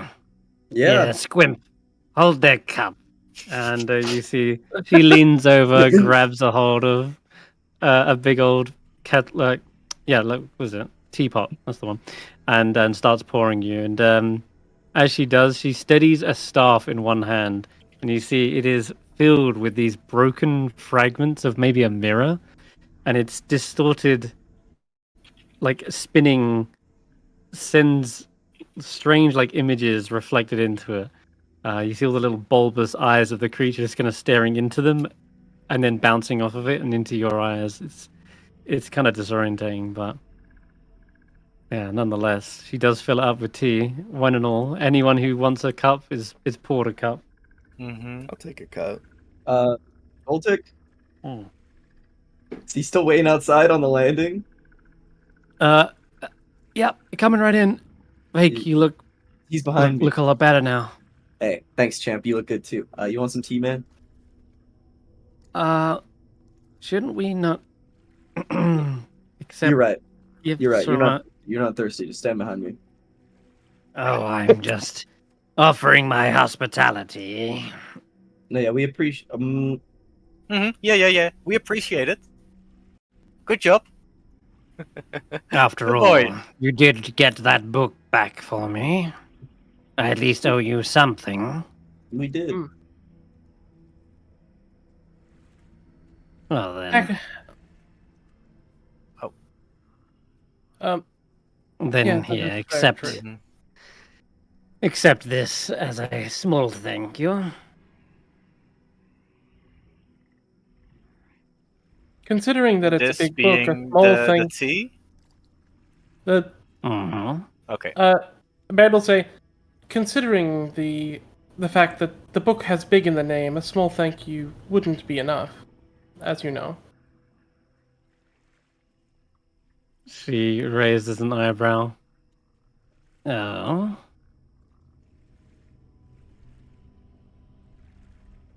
I never recall putting a bounty on it.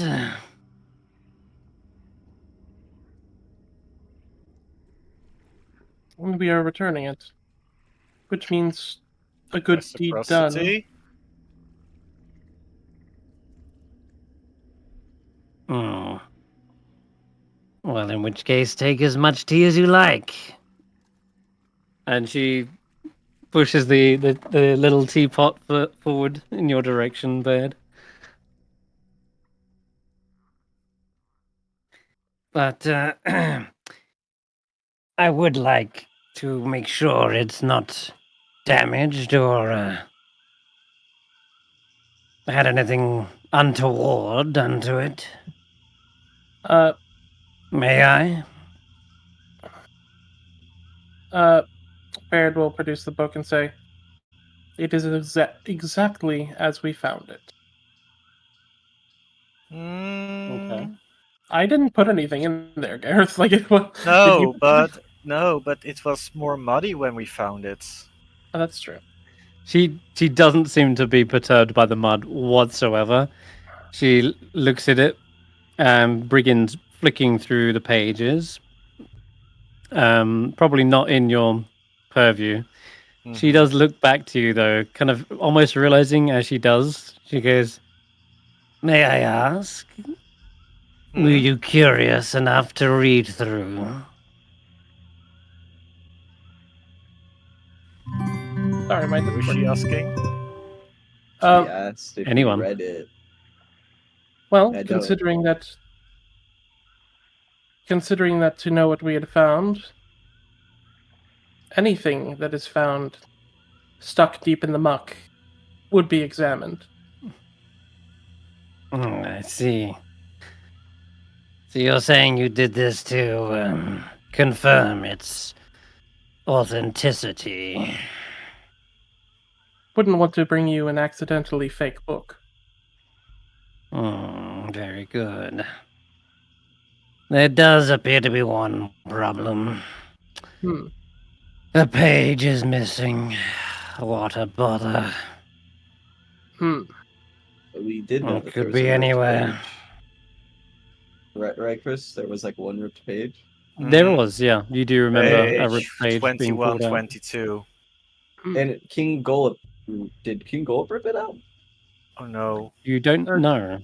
No. Okay. Oh no. He wrote some stuff down on a separate piece of paper. He did. He was recording his own notes. Okay. Baerd will say that is unfortunate, for sure, but we don't have any paper from your book besides the book itself. Do you have any idea who may have desire to take something from you, or any memory on what would have been there? Most likely, whoever stole it in the first place. I have a few suspicions. You don't know if King Gullop the 14th has it, do you? We The met him 13th on a few. even? I believe we met him on a few occasions, but I've heard that things have gone a bit differently as of late. That he has felt some error in judgment and decided to find some truth somewhere else in the Feywilds. Well, sounds like he's long gone. He slumps back. I'm not going to go on a wild goose chase trying to find him. It's too much effort. But if you do run into him again, please inquire as to where this page is.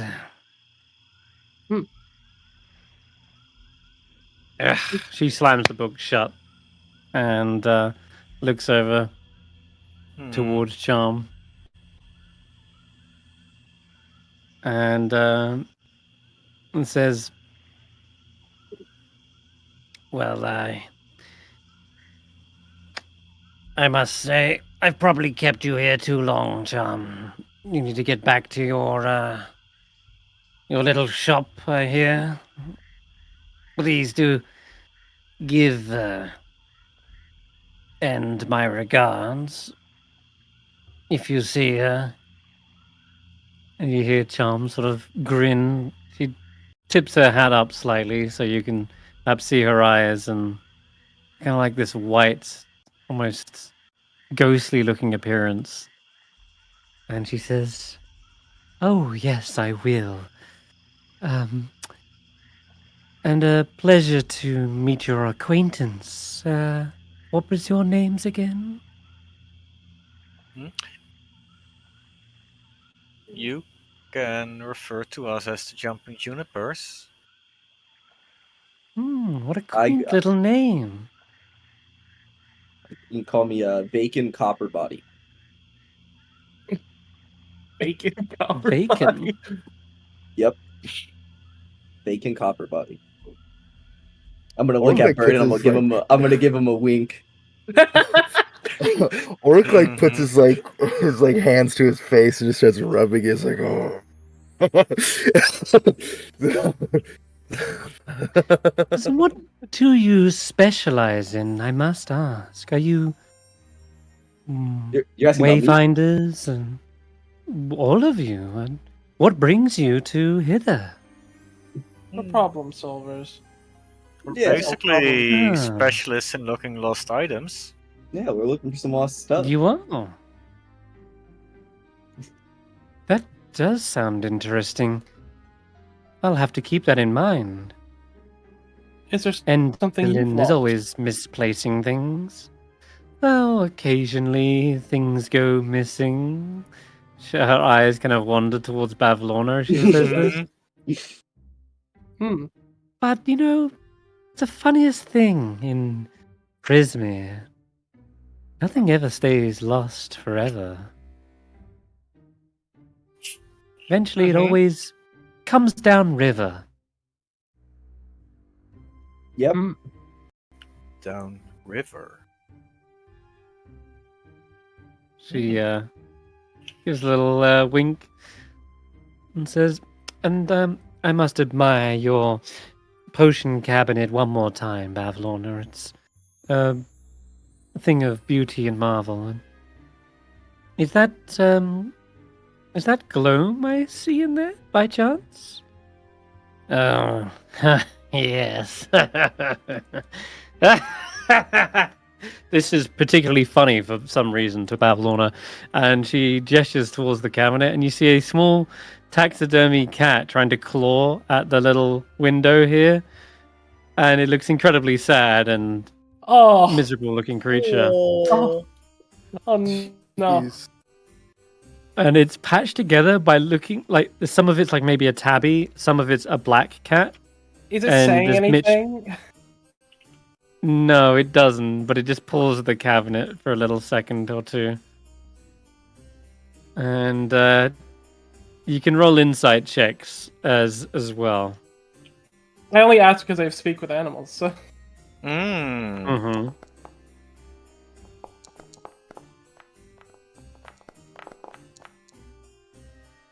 15. Okay. 15 on Vaike. 14 on Garreth. You see that... Oh, thank you, Notus. Okay. Notus right, is so just Notus... in the corner observing the room. Yeah, I think you observe quite a lot, in fact. It seems. Vaike, Garreth, and Notus, you can tell that when this little cat Gloam is trying to pour at the window, they're in the direction of Charm. As if they're trying to get to Charm. But and you can tell probably the way she brought that up it's deliberate. It's like she's bringing attention to the cat directly after the whole conversation about missing things turning up. And it seems as though there may be... Maybe, yeah. I was going to refer to the river. As if she's... Yeah. She wants to meet us up down the river. There is something familiar about that saying. It sounds a lot like what the Watcher said as well, in regards to Ulric's lost thing. Oh, we the river shop. We got it. The river of commerce. Yeah. Okay. So yeah, you totally clock that. Mm-hmm. You're picking it up, and Notus with a nat 20.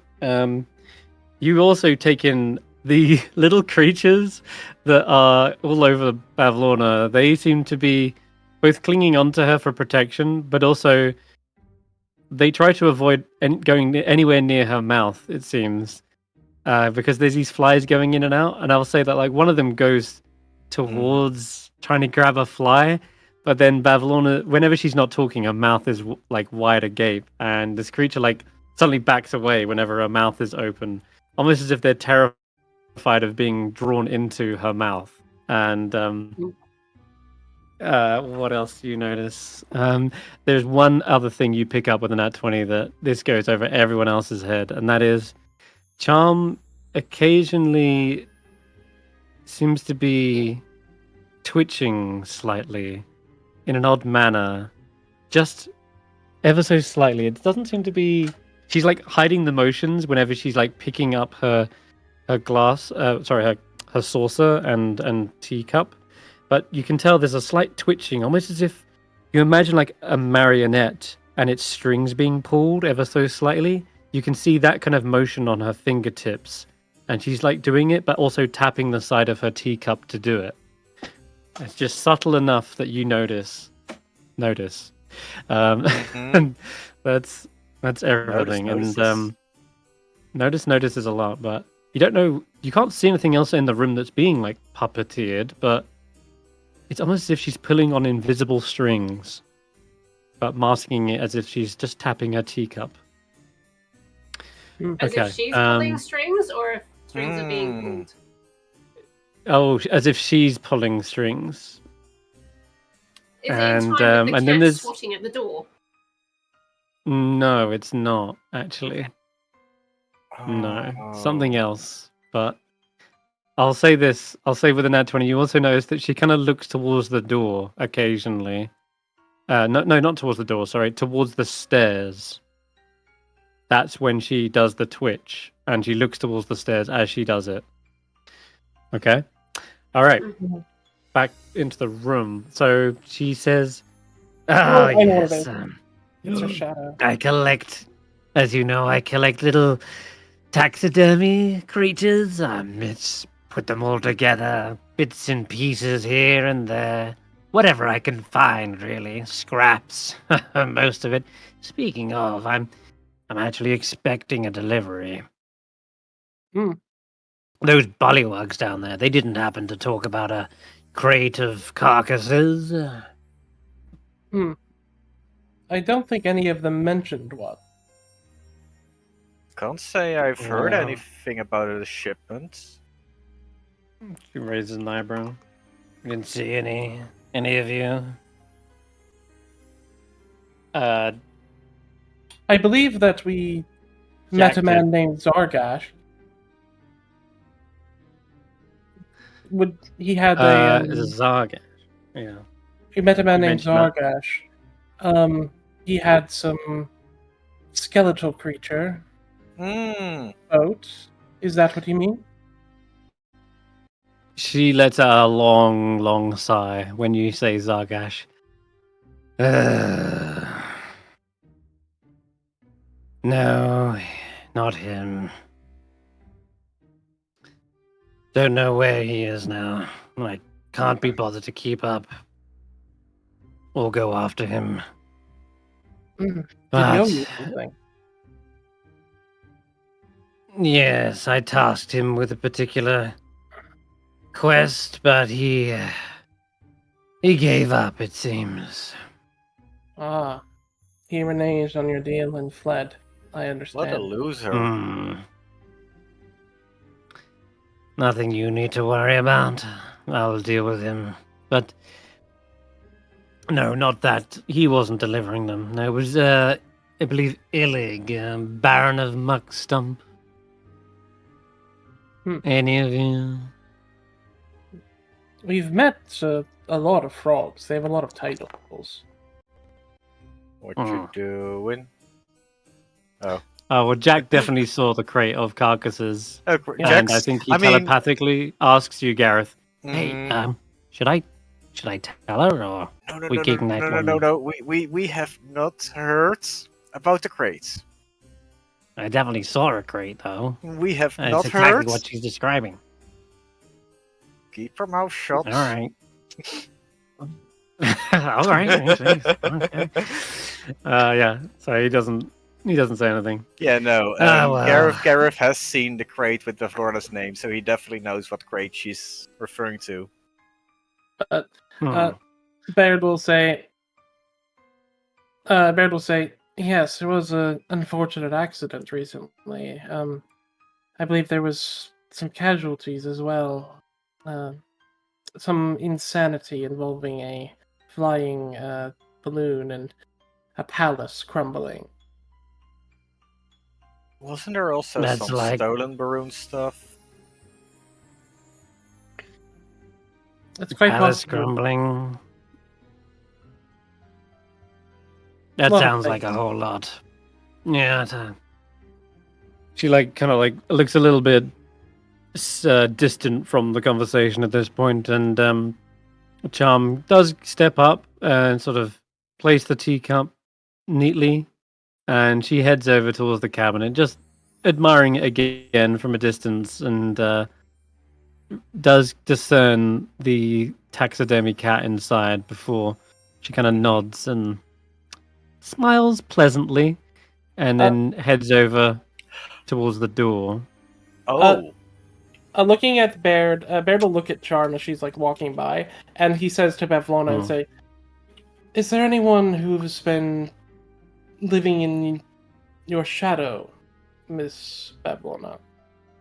As I look at Charm, saying, I'm talking to Charm, but I'm actually I'm talking to Bevlona, but I'm actually mentioning to Charm the idea of a shadow. Oh, wow.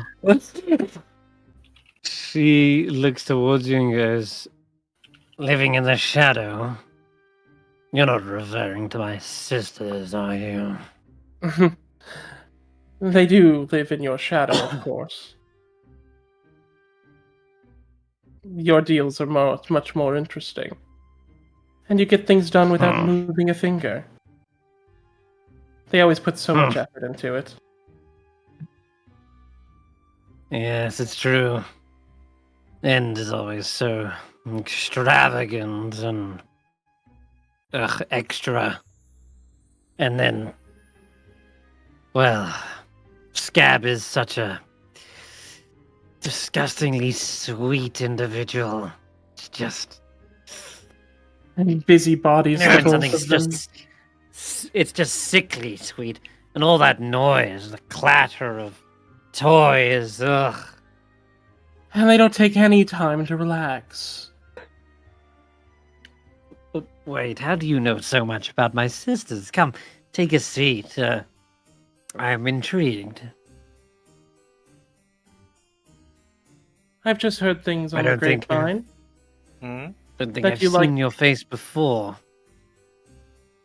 Baerd will take ownership of this seat as he sits down. Okay, it's actually it does seem to suit you. Like it's got the same kind of color, right? So can I slip Vaike 2 like down my pant leg and then have him like hit the floor and then start like sneaking up the stairs?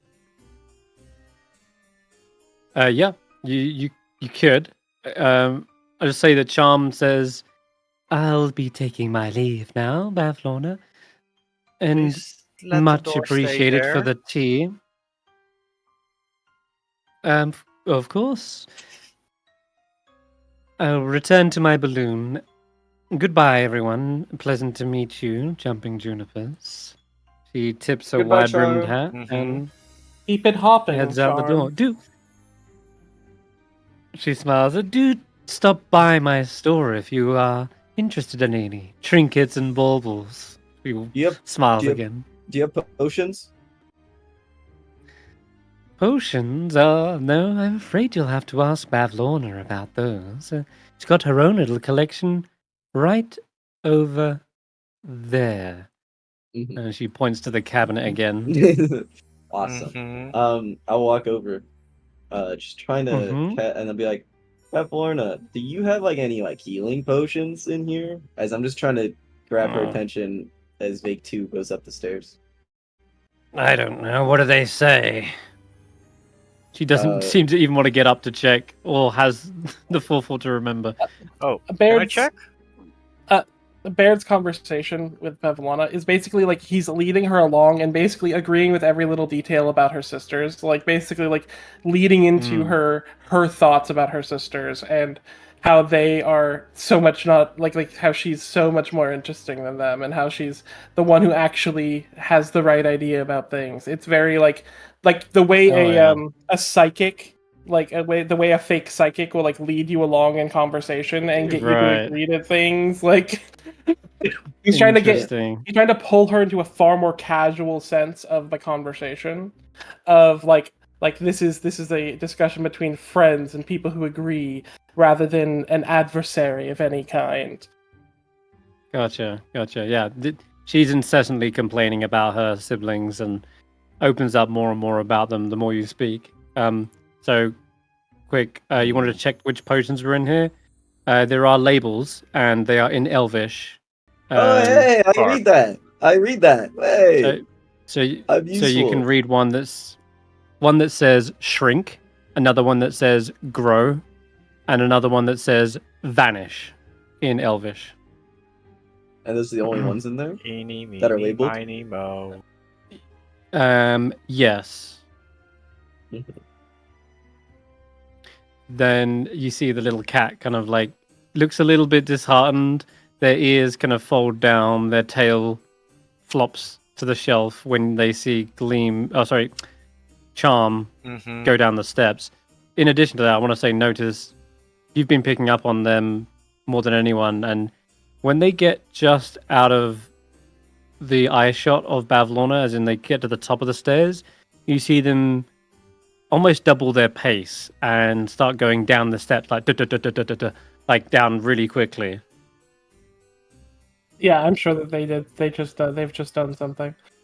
As if they're trying to leave. They were looking for a distraction, and this was their distraction to get out as fast as possible. Well, I'm not about to stop their getaway.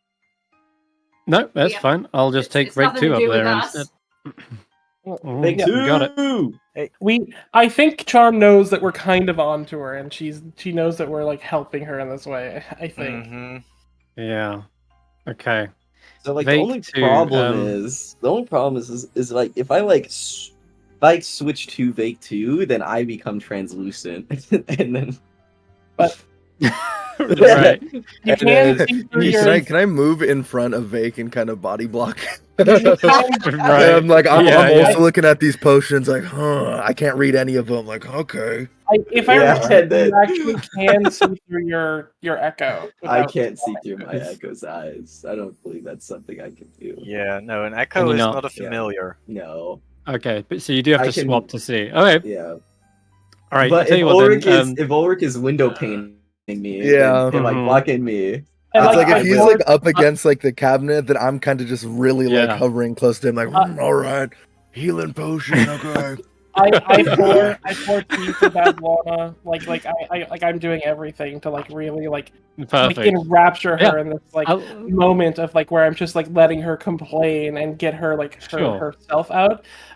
She's a hag. I don't trust anything she's saying in the sense of like I'm not going to agree to something involving myself, but like letting her emotions be the driver of her moment. I'm letting her complain as much as she can, and I'm just letting the lead into a little bit more complaining, a little bit more detail about like the things that she has problems with.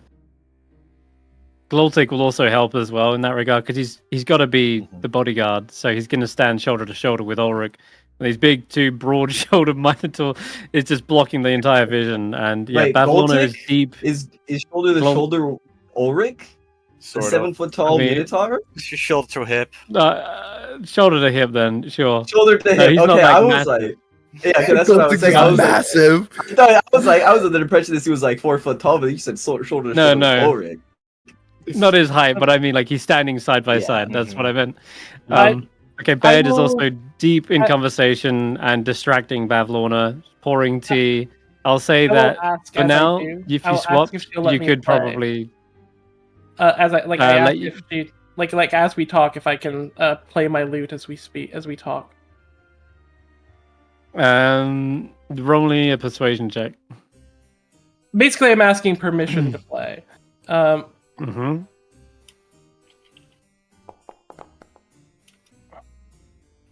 17. She says, looks at you. Well, I don't see why not. Not really a fan of the musical arts, but it can't hurt. Let's see what you've got. But yeah, it seems to be more, as long as the conversation continues, she seems to allow you to play your instrument. Yeah, okay. I try to play it so that it echoes the emotions that she has, that it's emboldening her little speeches as she like it's just like a little bit of that like backing track as she speaks. Okay. And as soon as it's capable, I will I will do the enthralling performance, because it even if she succeeds, it won't do anything wrong for me. So sure. All right, 1 second. How did this door get open? Did someone actually click this open? I did not. I did not. No? I'm upstairs. Not that I know. No. Can I send okay. check after Was it Mischief's butt? Mischief's butt. It looks like just did it. He's scratching. It looks like it. The door and it just opened. Then. I not touched that token. Yeah, that's fair. I was just wondering. We'll say it was Mischief, probably just trying to get out of the way, and there's so many dishes on the floor, trying to like not step on them, and then boop, bumps it open, and as it creaks, you do see there seems to be a strange aviary. Slivers of light enter through cracks in the shutters that cover 3 tall windows as well. The light reveals the shapes of several pedestals. On each one rests an object with a patchwork cloth draped over it. Wilted ferns in crumbling clay pots also give the smell of like earthy smell. And the floor is also covered in straw. I think oddly from here, this angle, notice you can actually see there seems to be a sign at the top of one of the windows, and it says Yon, like scrawled onto the top. And you can also see the other window and balcony. That one says Thither.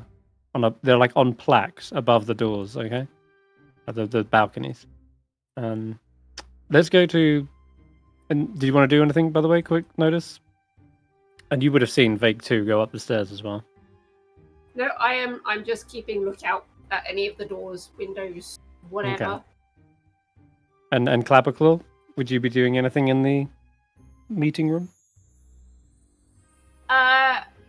Remind me, what was their relationship with Bavlorna? Bavlorna kind of... Yeah, Bavlorna. Relatively okay, or would they be more likely to continue to hide behind Ulric the entire time, hoping to not be seen? Yeah, you kind of got fired, basically. They saw you as an annoying pest. Yeah, so he's basically kind of attached himself to Ulric and trying to hide. Okay. Trying to just get out of the... Yep. Yeah. I think they are so enraptured in Baerd's conversation. Any excuse to moan and complain about her sisters seems to be enough of a distraction that you are able to huddle in between the friends. Yeah, I will. Let's go to Vaike 2. So you know what is so funny? It's like I swap into Vaike 2 and instantly my train of thought is gone because I'm a stupid fucking frog. Yeah. All right. Well then, in the mind of the frog, I will describe this room to you. It's Can Jack follow Vaike? They could, I guess, if they are slipping away. They could go from behind the chair, portaling up the stairs, and then sneak up. Sneak up. Give me a stealth check with our Jackie boy here. Oh no! Wonder if I roll high enough. Is that the 10? Yeah, you managed to sneak up. Oh, that's low. All right, I'll drag you up there too. No, that's good. All right, that's sarcasm. Stick you up here.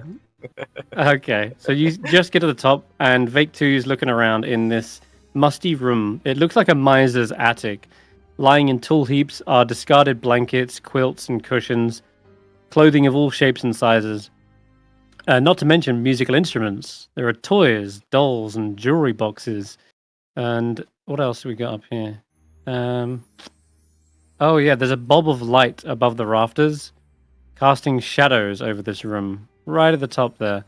Oh, I see. And yeah, it basically illuminates the messy habits on full display. There are rumpled and moldering rugs share this floor space with food scraps, more stacks of dirty dishes, and tipped over clay pots, that's here, whose plants have long since died, it looks like.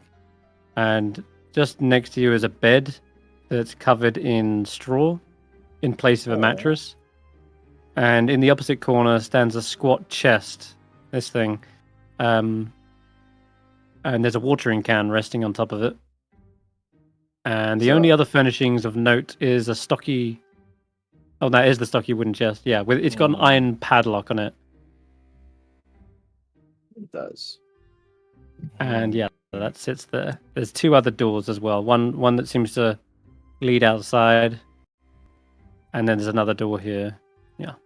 Can I hop over to the chest? Mm-hmm. Yes. Wanna open it? It has a padlock on it. It does.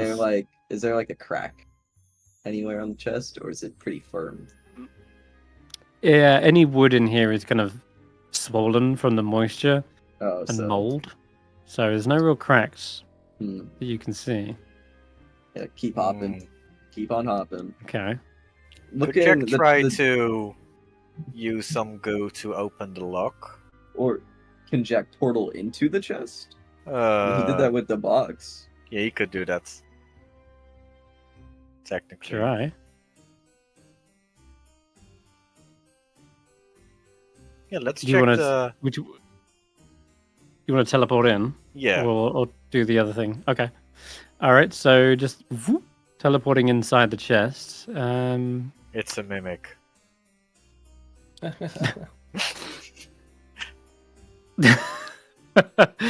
Maybe. So inside there is a 12-inch tall marionette, and it looks very creepy. It's dressed in like black, and it has a veil. Does it look like Charm? No, it doesn't. Oh, there's sort of a similar attire, maybe a similar color palette to Charm. Sorry, my Discord. And it has faces on opposite sides of his head as well.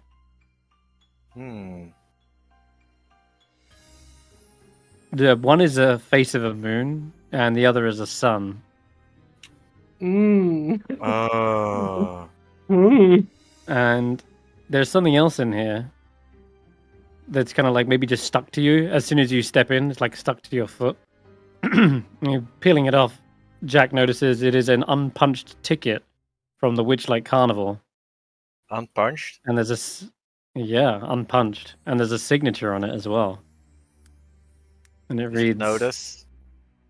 Oh. It reads that. Oh yeah, that's an expired ticket. Possibly. And then there are 3 scrolls as well in here. Together, like they're tied together with a lute string.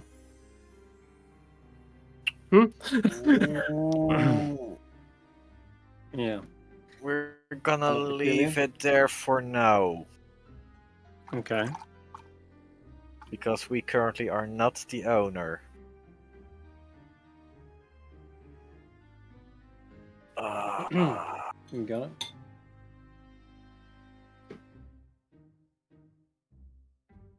Yeah, okay, Jack will go out. Leave it? Okay. As soon as you reappear... Oh no. You suddenly see the chest kind of like wobble to one side and then like kind of land again on its 4 legs. And then you see it try to like basically open up its mouth, but the lock is still on side. And you hear kind of like a muffled sound coming from it.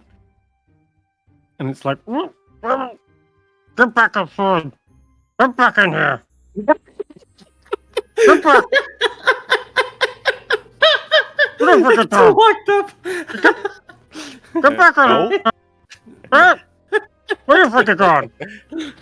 Jack's gonna hide behind some plants, potted plants, or pretending to be a potted plant. As you go into the potted plant, the creature slithers out of it. Jack's in a rock and a hard place as you see this twiggy, blighted-looking creature emerge from the potted plant. Oh boy, Jack, you're in a rough spot. Woody, right? We're friends, right?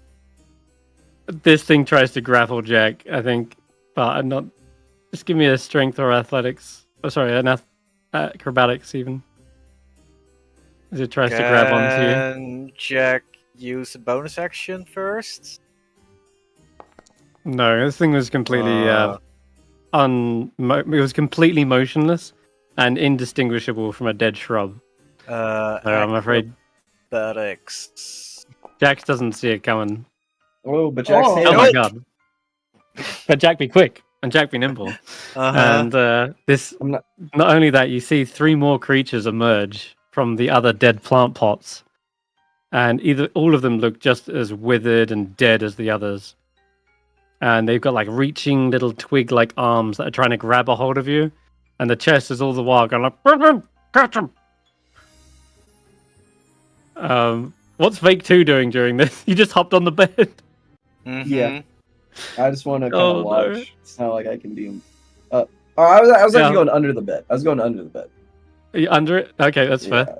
So you do see your friend, your ally, I guess, little Jack here, being absconded by these twig blights and chest, but it's not like I could do much.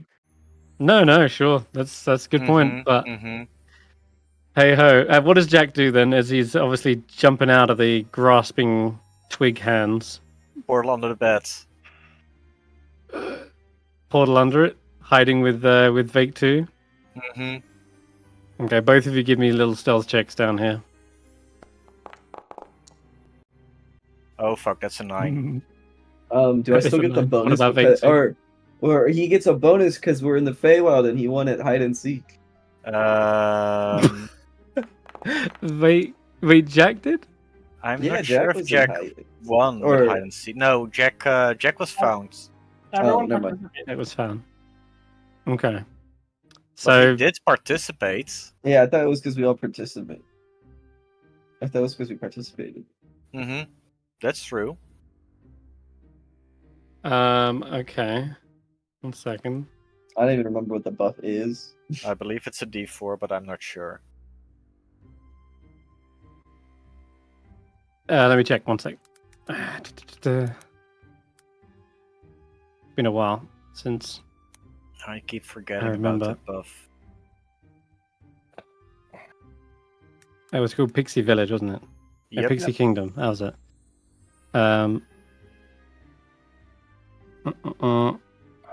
Each character who plays the game. Wait, no, that's not it.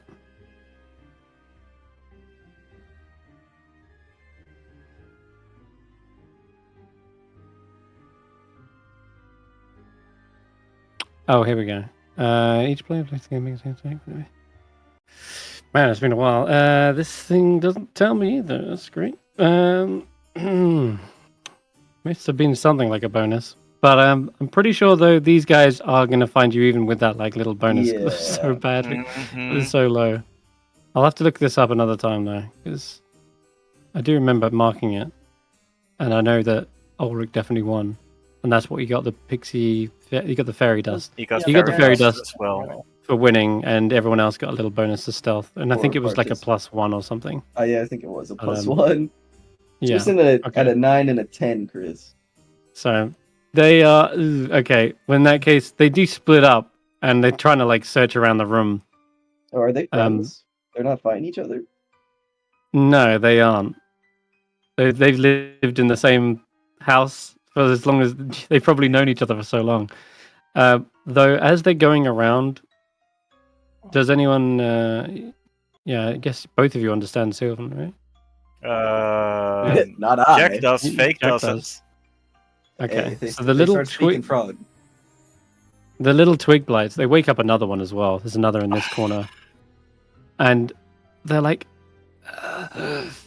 thirsty. And they're trying to find you whilst crawling that. One or two of them get so weak after crawling only a few feet that they just kind of shrivel up and lay on the ground. Another one climbs back into his pot.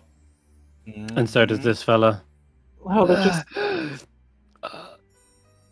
Meanwhile, the animated chest, by the way, it knocked over because it had a watering can on top. It knocked that off when it wobbled after you, and one of the twig blades goes over to the watering can and just falls into the puddle and starts like sapping it up. But the chest finds you, unfortunately, and just looks under the bed. Like, go! What do you think you're doing? Get back inside. You're supposed to be in me. No. Yes, you were in there a second ago. That must mean you were inside the chest. Well, how do you expect him to get back in? Oh, I'm not. Just because. But if we're in a house, does it mean we need to stay in a house? How does that work? Treasure stays inside the chest. You were inside the chest. Oh, you are a treasure. You think I'm a treasure? You are so adorable. God, like don't make games with me, Sonny. Touch the side of its wood paneling. I'm just gonna hop out and I'll hop around while he's having this conversation with Jack. Is there like it doesn't pay you any attention. Yeah. You're just a frog in its eye. Mm-hmm. Is there a crack under this there door? is a door. Is there a crack I can squeeze under? Give me a dex check with your frog. Maybe you might be able to squeeze underneath. Look, we all know how well my checks go. It's yeah, there we go. Oh my god, you had practice. It was like you really warmed up the dice there with the backflips. All right, I'll put you in the corner in a second. This argument goes back and forth with Jack and the treasure chest, like you belong in me now. But Jack's just putting up a little flattering like demeanor. Okay. The Vaike 2, you squeeze, or rather, no, the actual Vaike. Frog Vaike. You squeeze underneath, and this is when you see something. Yeah, there's something happening as you enter into the room. A dark shadow looms over a creature that's laying lifeless on the floor. there is a shape moving around in the gloom. It's a dark humanoid figure lurking amongst the junk, and it clutches in its hand a large spool of thread. And this is the musty room I was trying to describe earlier, actually. This is the one with all the clothing, cushions, and musical instruments, toys, dolls, jewelry boxes, flower vases, child-sized caskets, and broken furniture. And amongst the heaps of junk, there are a few oddities that maybe stick out, including a stag skull hanging on one wall, a white porcelain jar with chicken legs standing on a table, a fancy helmet placed on the faceless head of a wooden mannequin, a 5-foot-long bronze statue of a giant frog squats in the corner of the room as well, its mouth agape and filled with an impenetrable darkness. And a weak croaking sound calls your attention to the tiny, shriveled figure lying on the floor. It's one of Bavlorna's lawnlings, and it lets out one final gasp before dying.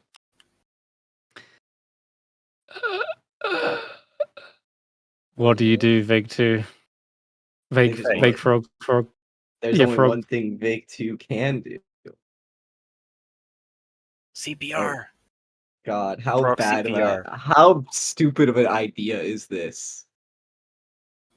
Kiss the frog. Oh, man. I want to jump in this frog's mouth so bad.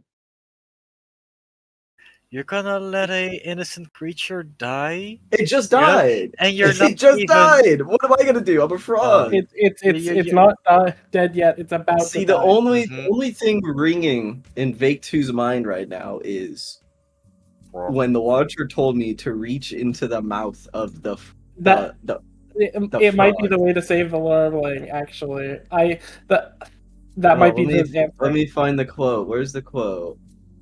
Yeah, I think you're right. I think you're right. Oh shit!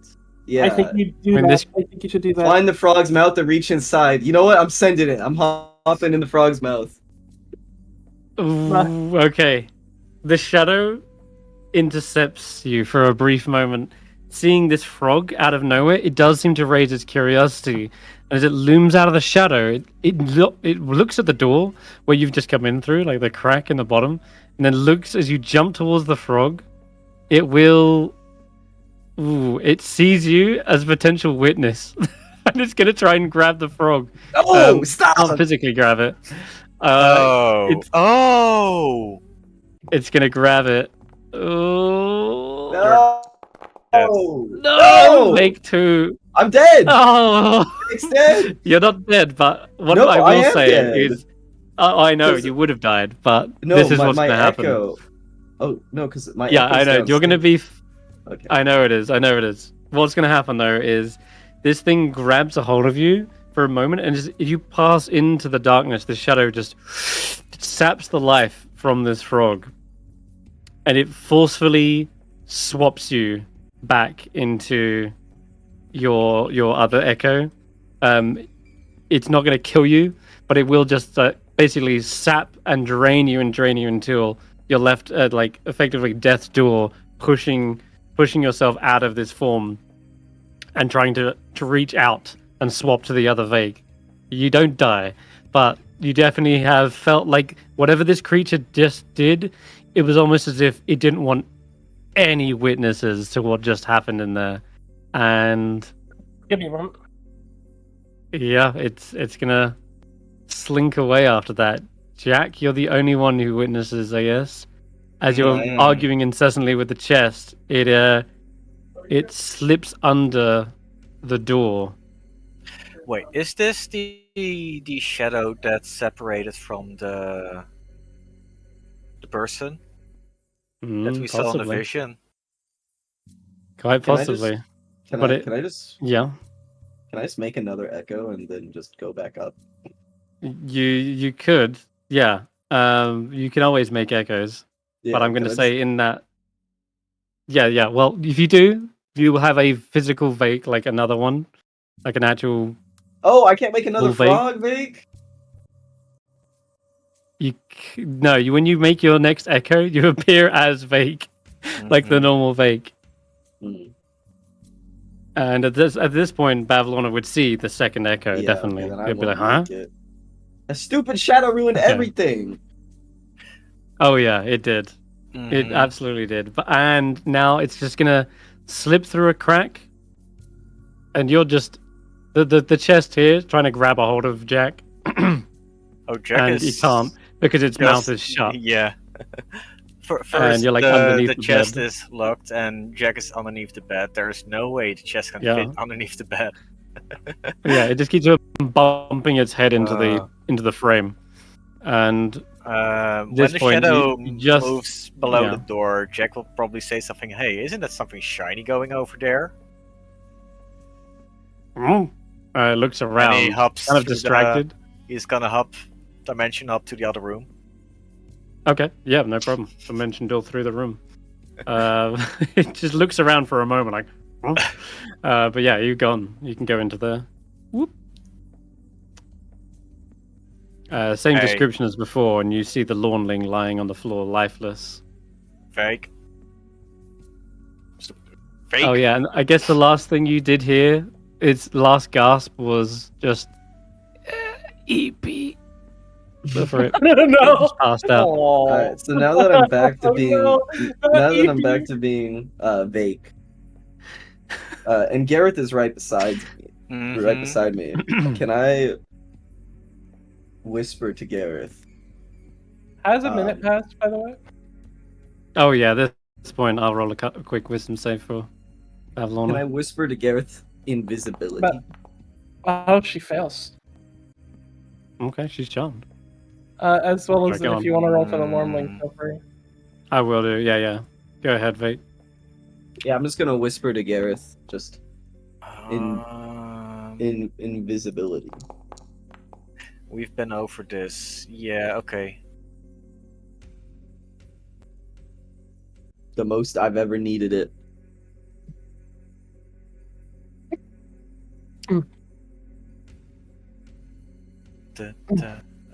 No, yes. What do you mean? Can't target. Squimp and Doink are fine. Okay. Just Zord. Thank you.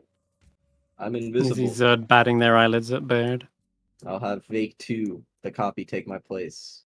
And then invisible Vaike, I will slink across the room. So go up the stairs. Quick question. This has a verbal somatic material component, right? Yep, it does. Yeah, no, I'm not gonna. I can't do this because if I'm gonna cast it here, she will know. It's too conspicuous. She's in the room. Yeah. Yeah. Unless Bird pulls out the distraction of a lifetime. I'm not gonna kiss the hag. That's a bad idea. That's not what I was talking about, but yeah. I look seeing Mischief had bumped open the door. I go, like just seeing like what's in there, and I go, why don't you show me off some of your best works? The thing you have, it's quite interesting hearing the way that your sisters don't seem to be doing anything. Well, you have so many wonderful things here. Yeah, give me a persuasion check with advantage.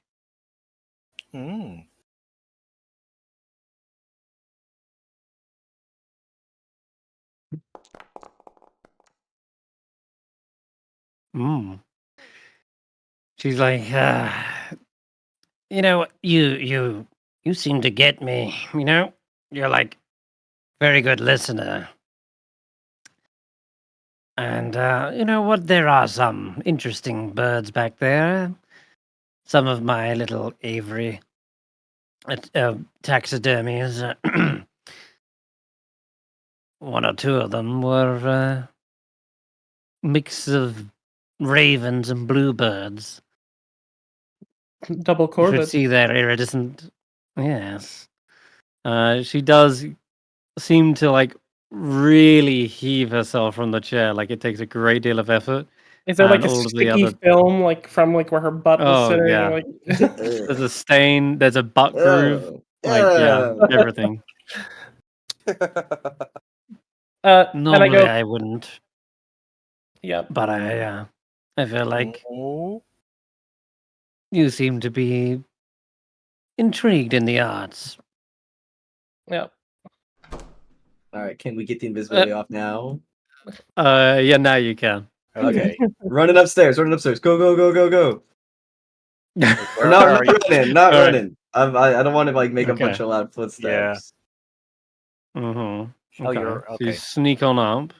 I go to the door. And you can open the door. You can open it. Okay. You see Jack looking over the body of a dead Jack is trying to give the lording CPR, see if it helps. What the hell? Why the door just open? Mm-hmm. Oh no! Oh no! You hear it clattering up against the door, like boop, boop, boop, boop, boop. Something like trying to get in, like bumping into it. I'm just gonna say, Jack, you need to go distract that chest. What? Sorry. What? Jack, go distract the chest. But why? So that way he doesn't make noise and bring Bavlorna up here.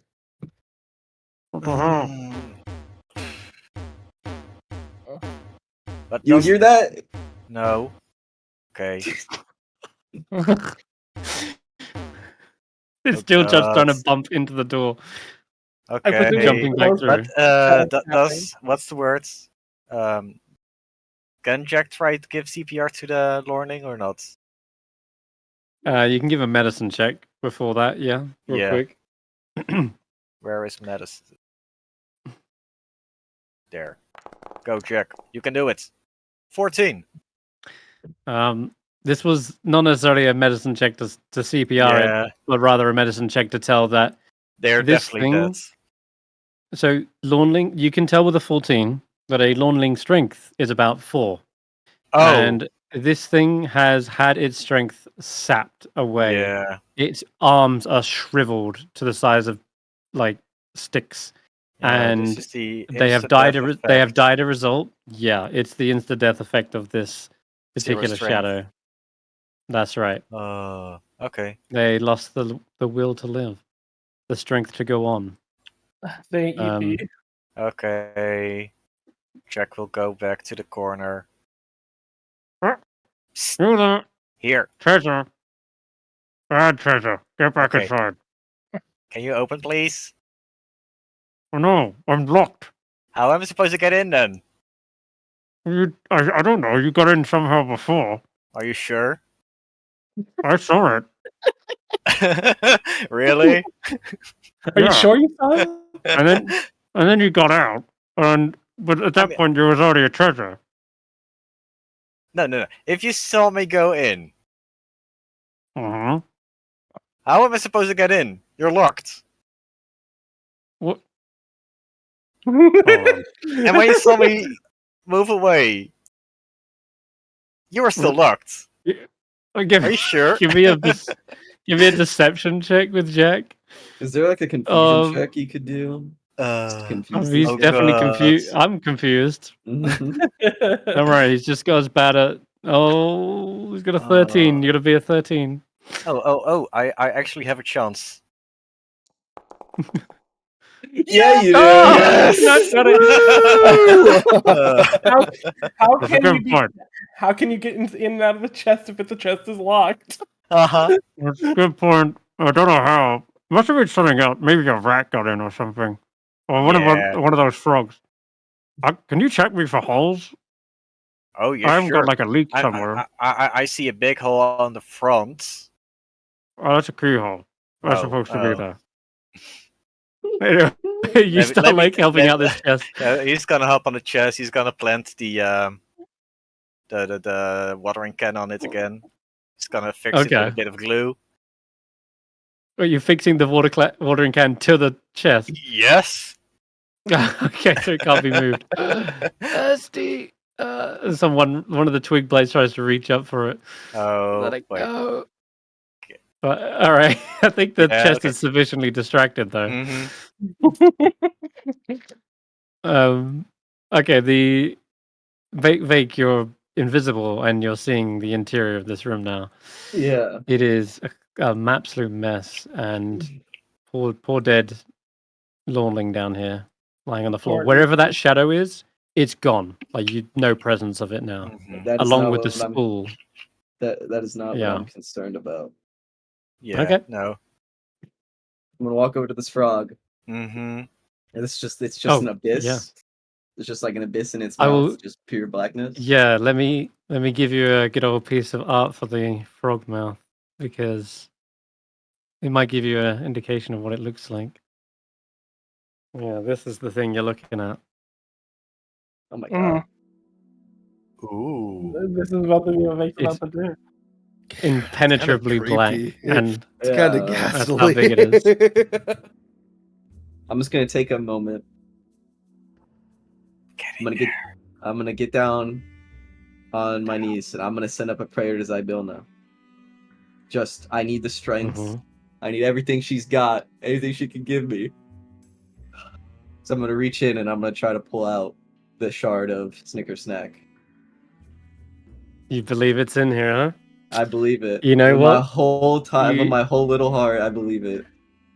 As your hand reaches towards the open mouth, you see the complexion turn a deep green, splotchy patches. Your hands become webbed as it reaches towards it. You feel your whole form becoming kind of squat, shrinking down. Your eyes, the perspective kind of shift onto the sides of your head. You are turning right back into a frog as you leap towards this thing. It's in one motion. It's like you reach first. And you, it's almost like you know something is in here. Its very presence is transforming you right back into a frog again, and you hop into the frog's mouth and disappear, descending into the darkness from in below. Oh boy. Okay. Well, whilst that's going on, I'm going to jump right back to the others, and we're going to leave that on a little bit of a cliffhanger just for this moment. But you've made it inside the frog's mouth. Everyone down here, Bavlorna is discussing once again this room. She says this is for sending messages thither and yon. My little birds, they can fly quite the distance, even with mismatched wings.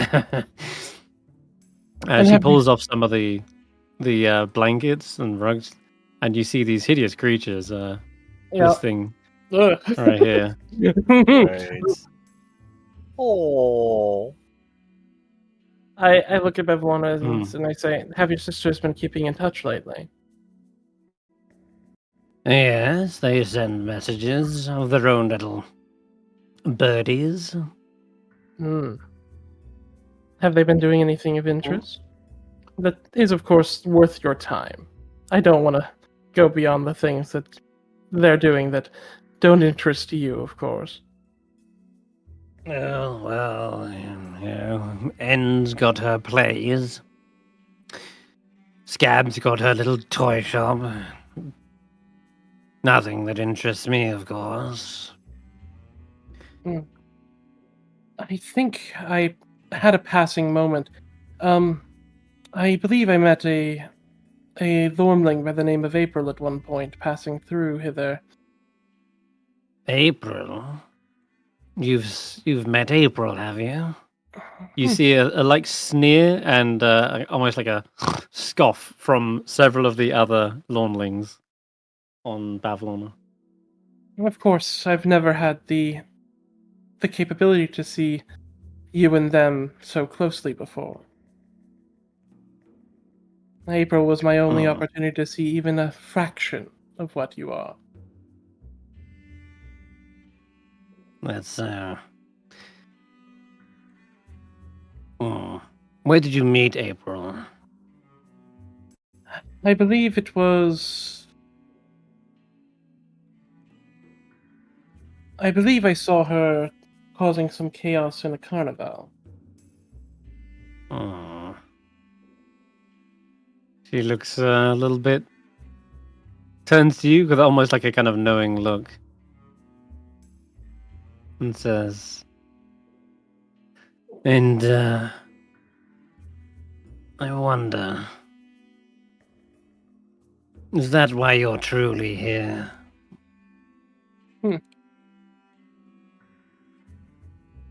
I'm truly here for a great many things. And things for people by which I care about. But I'm sure you understand why people would come to a place such as this. I see.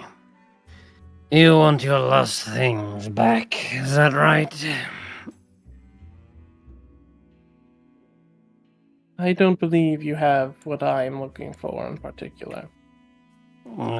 Let's not beat around the bush. Which one of you is it then? She actually tries to get back to the door. I will. Bishop, sit.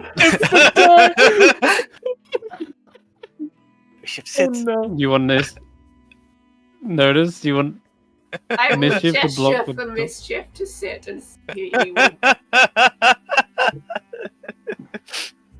Oh, great. He tries to like open the door. There's like this boom, boom, bumping into it again. It appears we've been door's mischief. stuck. Yeah, Squip says again. Door stuck! Door stuck! Well, In the same method again. Not again. at least it's in good company. Hold on, let me give it a strength check. She does try to like, Hold on, I'm used to this. it's like cracks her like old dry skin, and she's gonna give me a strength check versus mischief's strength. Just needs a bit of the old heave ho. Go, mischief. Okay, 15. All right, and this might be a good time to witness strength, actually. Oh, yeah. Hey. There it is. Oh my god! Oh, no. A +6? Whoa. Okay, Uh-oh. okay. I know what to do. That's just a flat strength check too. It okay. She seems just as though pushes yeah, it's at this point you realize just how scarily strong, even though this squat kind of almost lazy looking hag doesn't want to move a muscle, and like she took so much effort getting up off the chairs, it seems she belies some incredibly otherworldly strength as she just drags and pushes mischief away from the door. You see all the little lordlings clapping after her. I'll pour her another glass of tea and hand it to her as we sit back down, I guess. You there. She looks towards Notus. You might want to be careful where you're parking your toad, you know? Apologies, he's new to me. He's mischievous. Is he?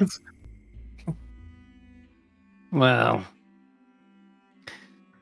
is it your lost thing that you're here for? They ask you, Notus. No. Well, then make yourself useful. It seems we're going to be here for a while, so might as well cook up something for us to eat. Doink, get in the kitchen. Show them. Oh, may I help? Is that the red cap? Oh no. Yeah, they get in. They just gesture you away into the kitchen. They're trying to talk to Baerd alone, I presume, is what's going on here. Well, they do check before you jump in, Garreth. They say, "Is it your thing?" Oh no, my sister is with your sister. Ugh, she seems to like get frustrated. Says, wait, Garreth, you make me. Garreth, come over here real quick. Well, I'm gonna help cooking. Wait, yeah. Come here. Okay. Oh. I want to. You don't need to use it now. You don't need to use it now, but I mean, I think you can make. Oh yeah, you have something to drink. Yes. Yeah, I know you're. I'm sure thirsty. you're parched. Yeah. I'm gonna give him my Bavlorna's cauldron liquid. I'm gonna give him all of it. Just the whole water skin. Yeah. Yeah, the whole thing. Of that. It has 4 uses. Excellent. Okay. Yeah, you've got that. You've got the bubbling cauldron, Bavlorna's cauldron bowl. So yeah, they shoo you away, Notus, into the kitchen. And it seems Bavlorna is a little bit irritated now. She's like, well, don't make me repeat myself. Who is it? Which one of you has lost their thing? Our friend Ulric here has lost a few coins. His coins are with bubble and charm. What do I know this. I know this. You don't think I'm doing something intentional here? No. Never mind. Okay. Ulric. That's you, isn't it? And she turns to you, Ulric, almost knowing as if who you are. I kind of like slowly turn around, just yeah, that's me.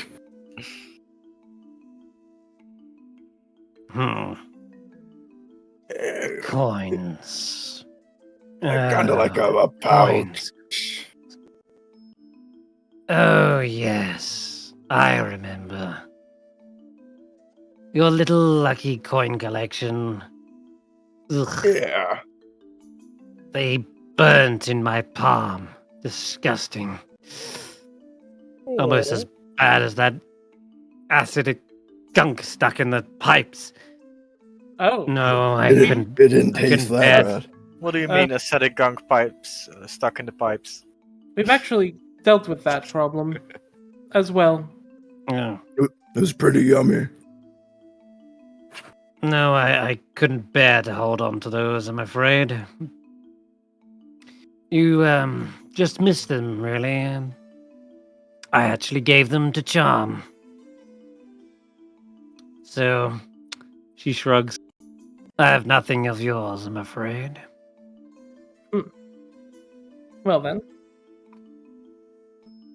If you want them, I'm sure she will be offering a trade. She's a merchant, after all. She travels in her balloon from hither to thither to yon, doing all sorts of back and forth merchandise.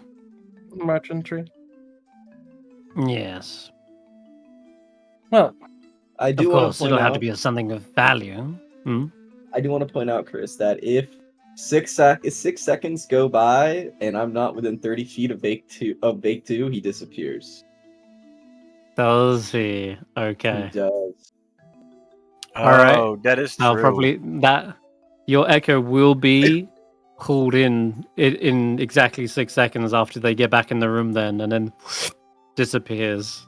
And that'll probably be. You can read some block.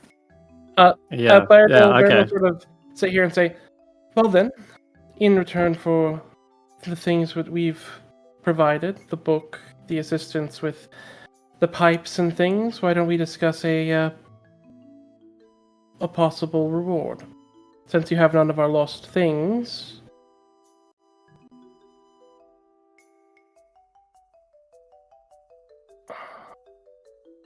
I can think up a few things. You seem to think there was a agreement prior to this book being stolen that I would reward someone for its retrieval. There was no such bounty on the book, but you are welcome here in my presence. for having retrieved it. I don't normally entertain guests, but I am making a very, very hospitable exception for the likes of you. Now, if I could ponder what you mean by the likes of me. I'm curious. You are all the same, coming here, asking for your lost thing. What was taken was never stolen. It was a payment for getting into the carnival.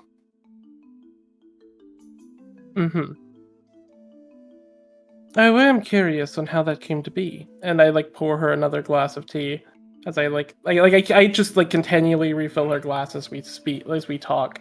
I'm just interested in hearing her. Oh, there's a bargain between the carnival owners, Mr. Witch and Mr. Light. Long ago, we agreed that,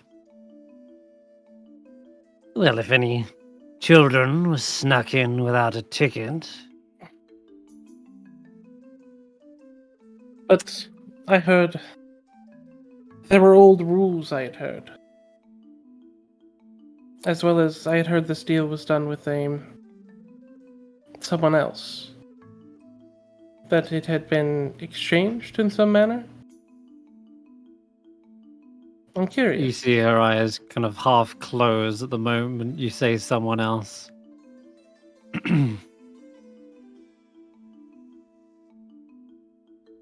Her expression kind of drops slightly. Almost as if she doesn't want you to mention him. I say with a smile, and I try to look as genuine as possible as I say, I'm just curious on how your brilliant plan came into motion. How you convinced your sisters to get a hold of all this. That you're clearly the mastermind behind it. Why not regale me with how it happened? I may be looking for lost things, but that doesn't mean I can't learn something of interest. Especially from someone as life-changing as you.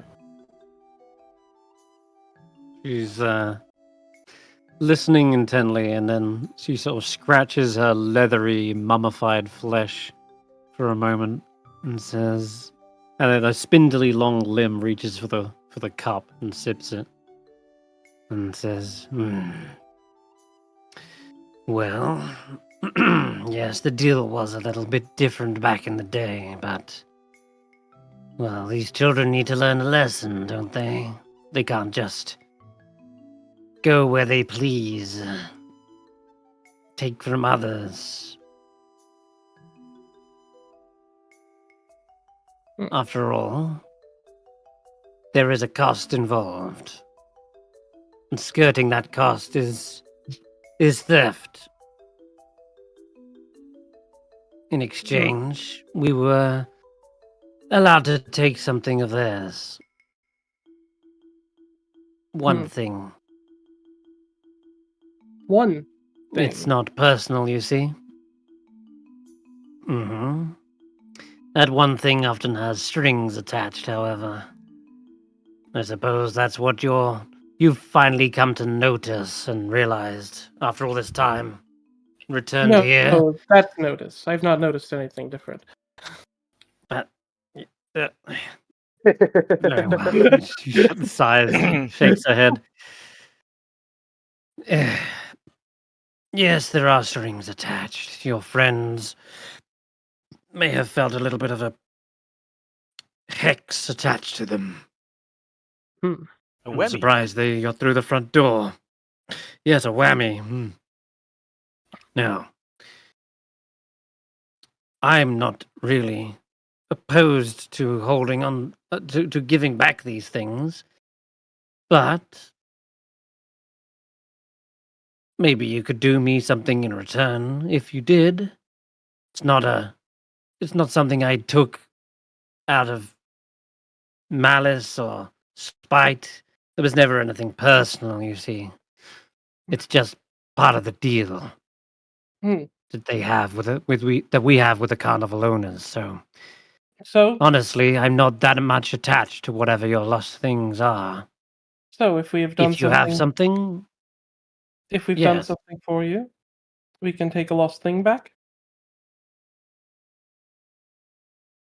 She looks at you. I'll roll. I can roll a persuasion to get her to convince her in this moment to just agree, like to that idea. Yeah, give me a persuasion check with advantage. I'm gonna roll my insight check. Mm-hmm. Okay. 18. Oh no.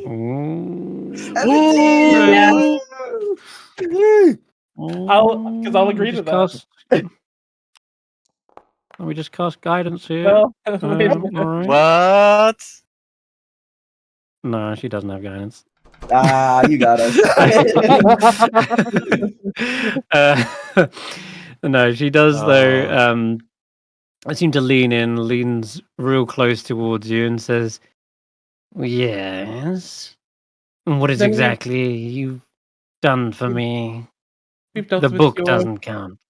We've dealt with your slime problem. The acid. Oh, my bath is fixed. Oh, finally. Why do we wait up here then? She leans into the kitchen and says, bring down the food once it's ready. I'll be in the bath. In the pool, even.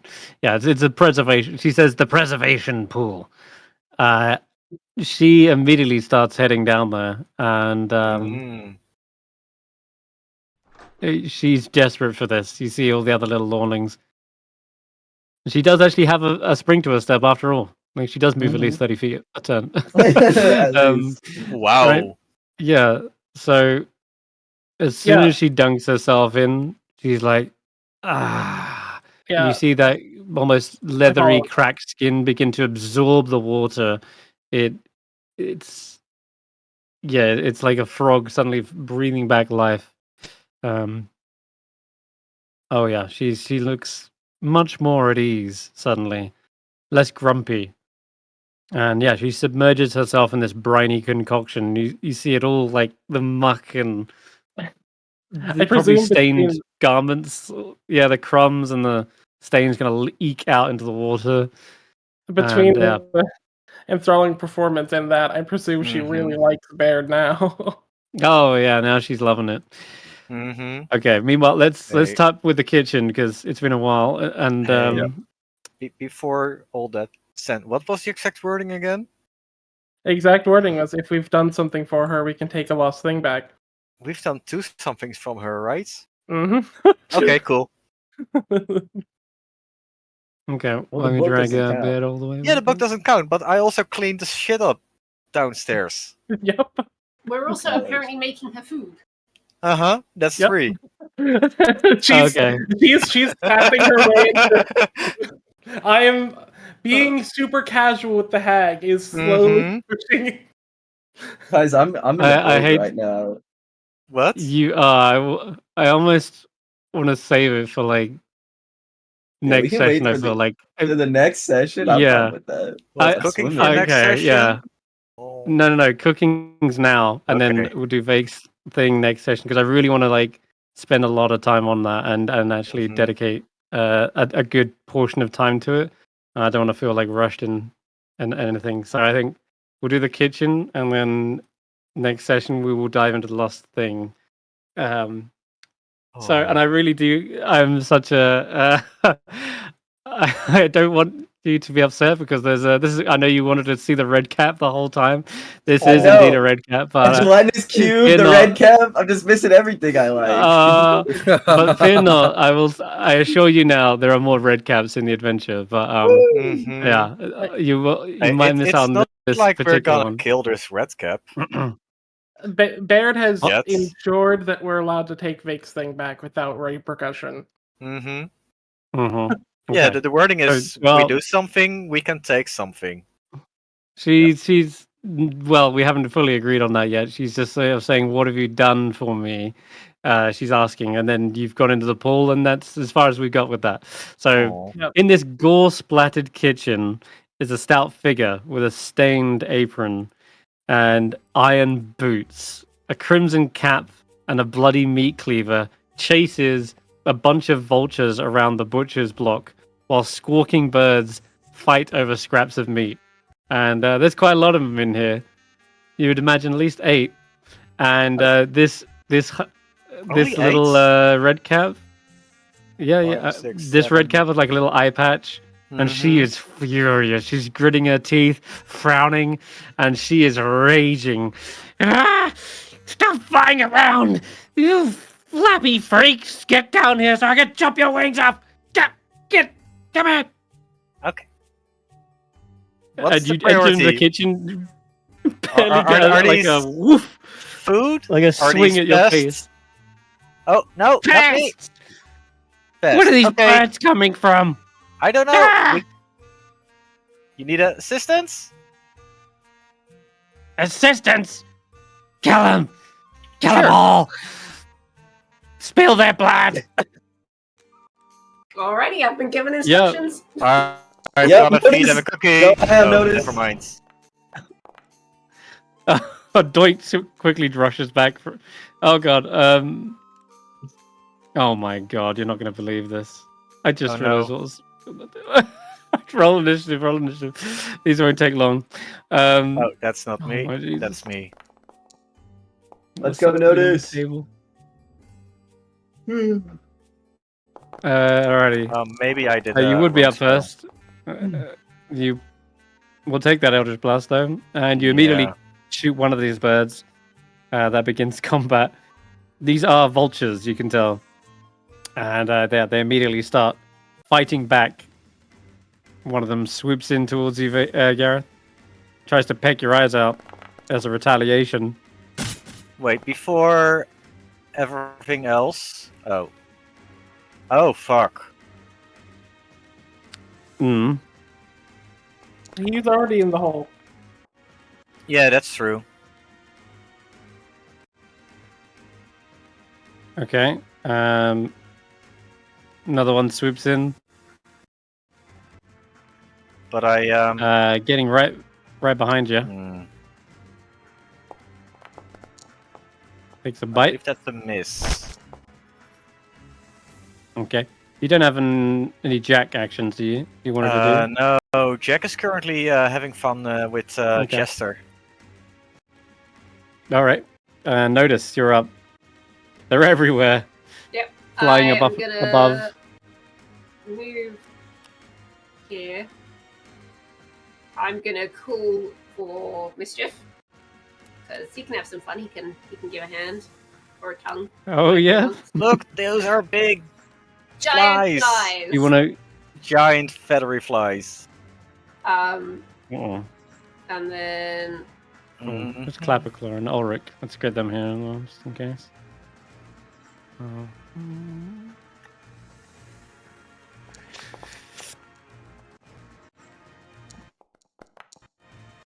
Ulric and Clapperclaw can also roll on into initiative because they can jump in at any point.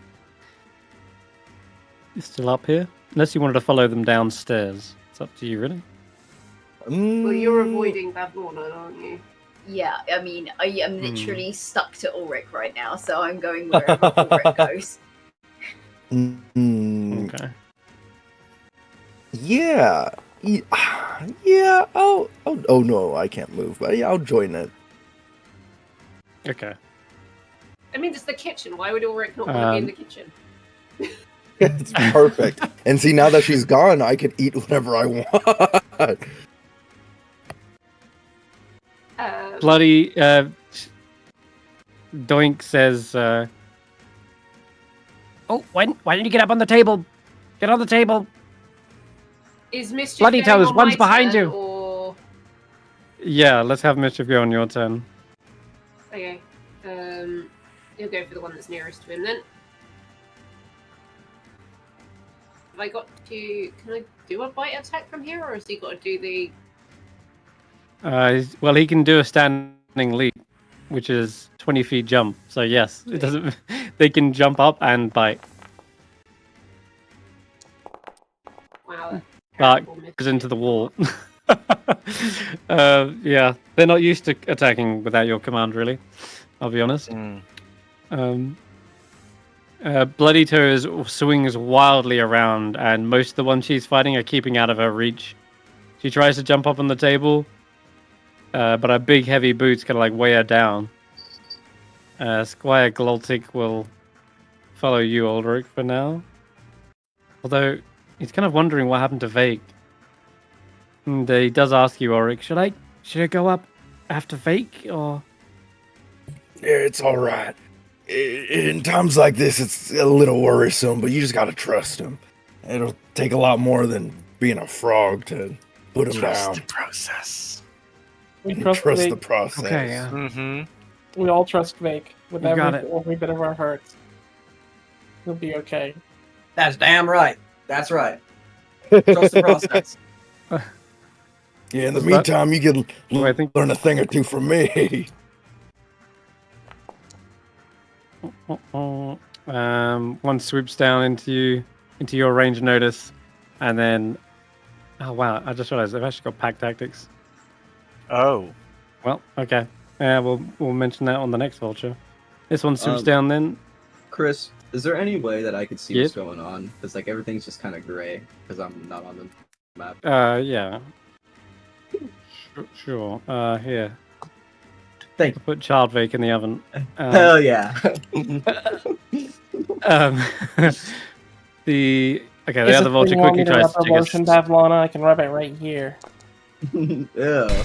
Oh yeah, that's the spot. Lower. Not me having to entertain the magic all the time. Vaike's dying, Baerd's dying inside a little. He's like, Hey, we all gotta take one for the team, okay? He'll do whatever it takes to get Vaike's last thing back. Again, everyone's lost. You are surrounded by these vultures, Garreth, and they have got pack tactics, so break a beak. Roll again. Oh my god, they didn't get anything done they there. cannot roll. No. Ulric, you would be up at this point. Well, it's quite a mess now, though. Don't worry, we've got this handled. I don't believe that. Let me see. Javelin through the door. Why is there a kid fake in the oven? Because just so I can watch what's going on. I can't see it either, but it's fine.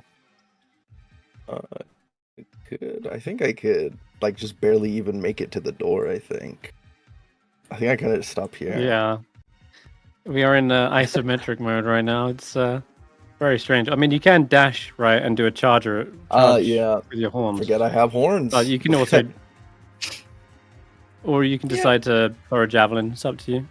Yeah, I'll charge in. Does Goltic have a ranged charging option? in. Yeah. I doesn't, no. Oh, I should have given him a javelin. I'm a terrible teacher. You should give him a crossbow. But he'll dash. In the... Alright, so the ball in her china shop comes charging through into the kitchen. And stab into the vulture. Yeah, that'll do. Oh my god. Yeah, that one gets stuck on your horn. There's one. Okay. Clapperclaw is with Ulric. You're in the kitchen now, Clapperclaw. There's a bunch of vultures flapping around. I'm assuming did he manage to keep hold as Ulric went charging in? Yeah. Okay, cool. And I guess when he's noticed, keep saying he. I don't know if it's a he or a they or a what. So they. Yeah, they. They of course notice everything.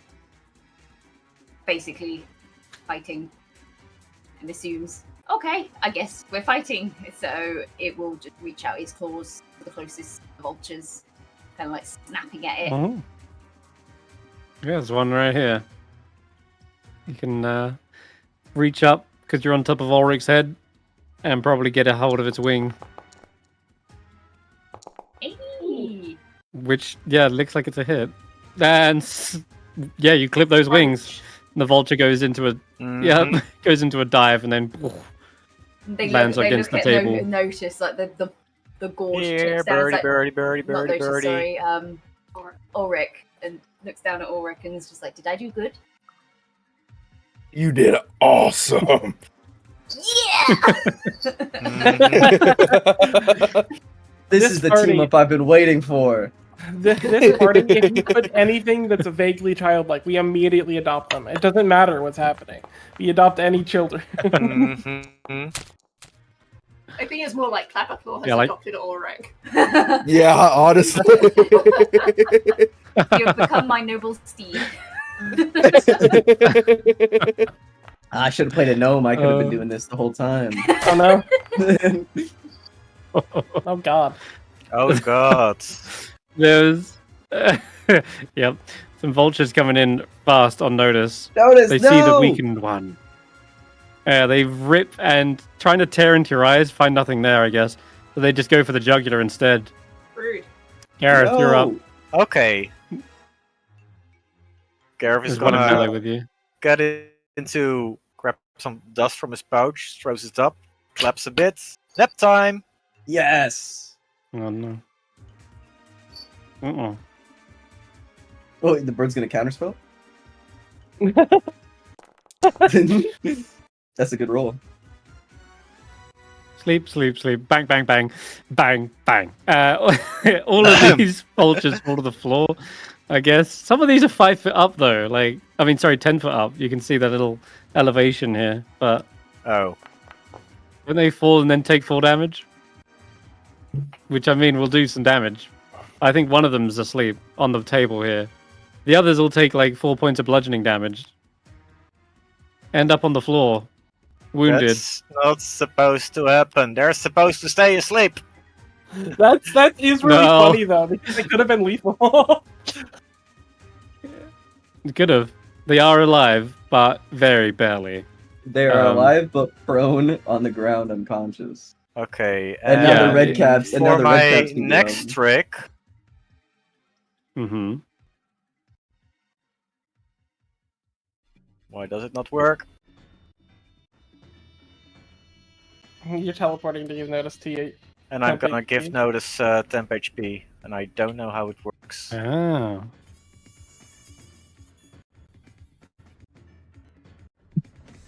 Steps to the Fae, yeah? Yep. You get 1d10. 1d10. So you get to roll it.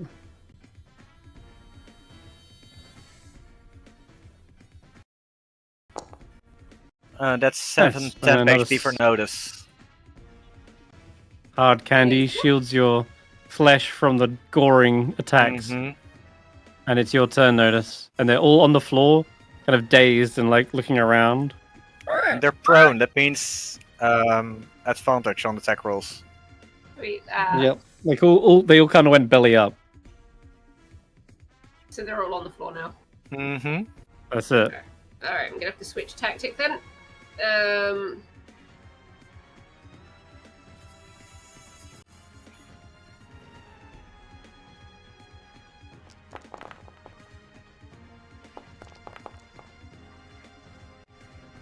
Ooh. Yep. Hell yeah. Skewer one.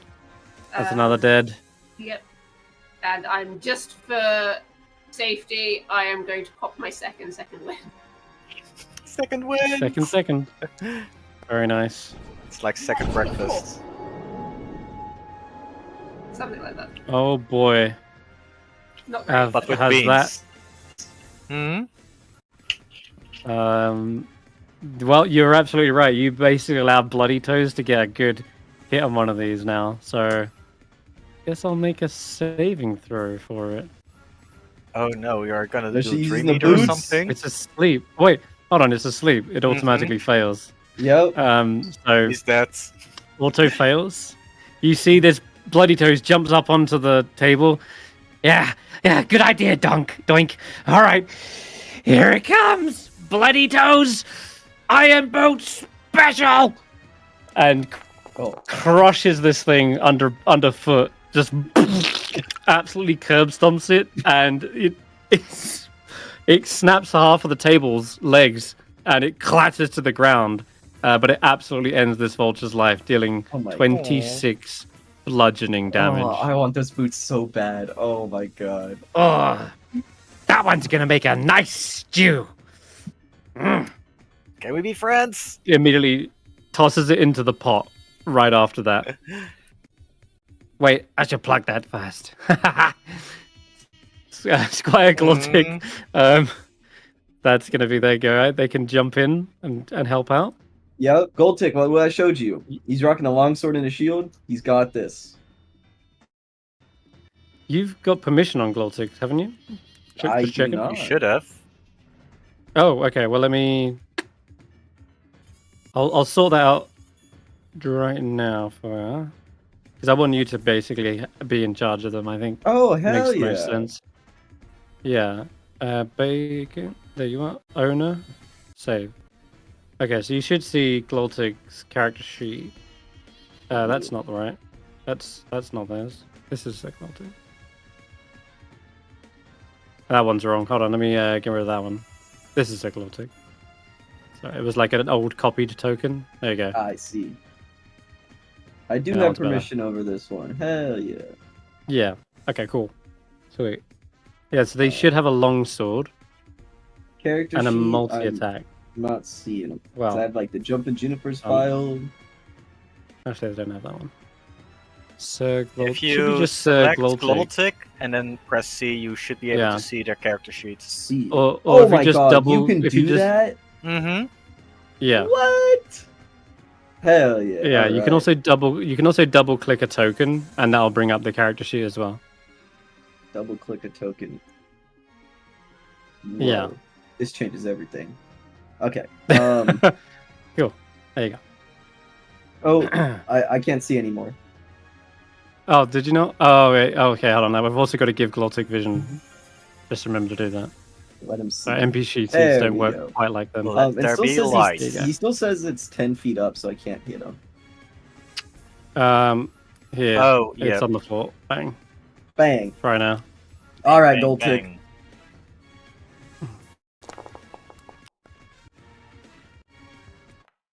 He hit. Better Let's hit. go. Max damage. Nice. There you go. Hey, the training is complete, and yeah, they managed to slice down this vulture on the floor, and it's not able to put up any more of a fight.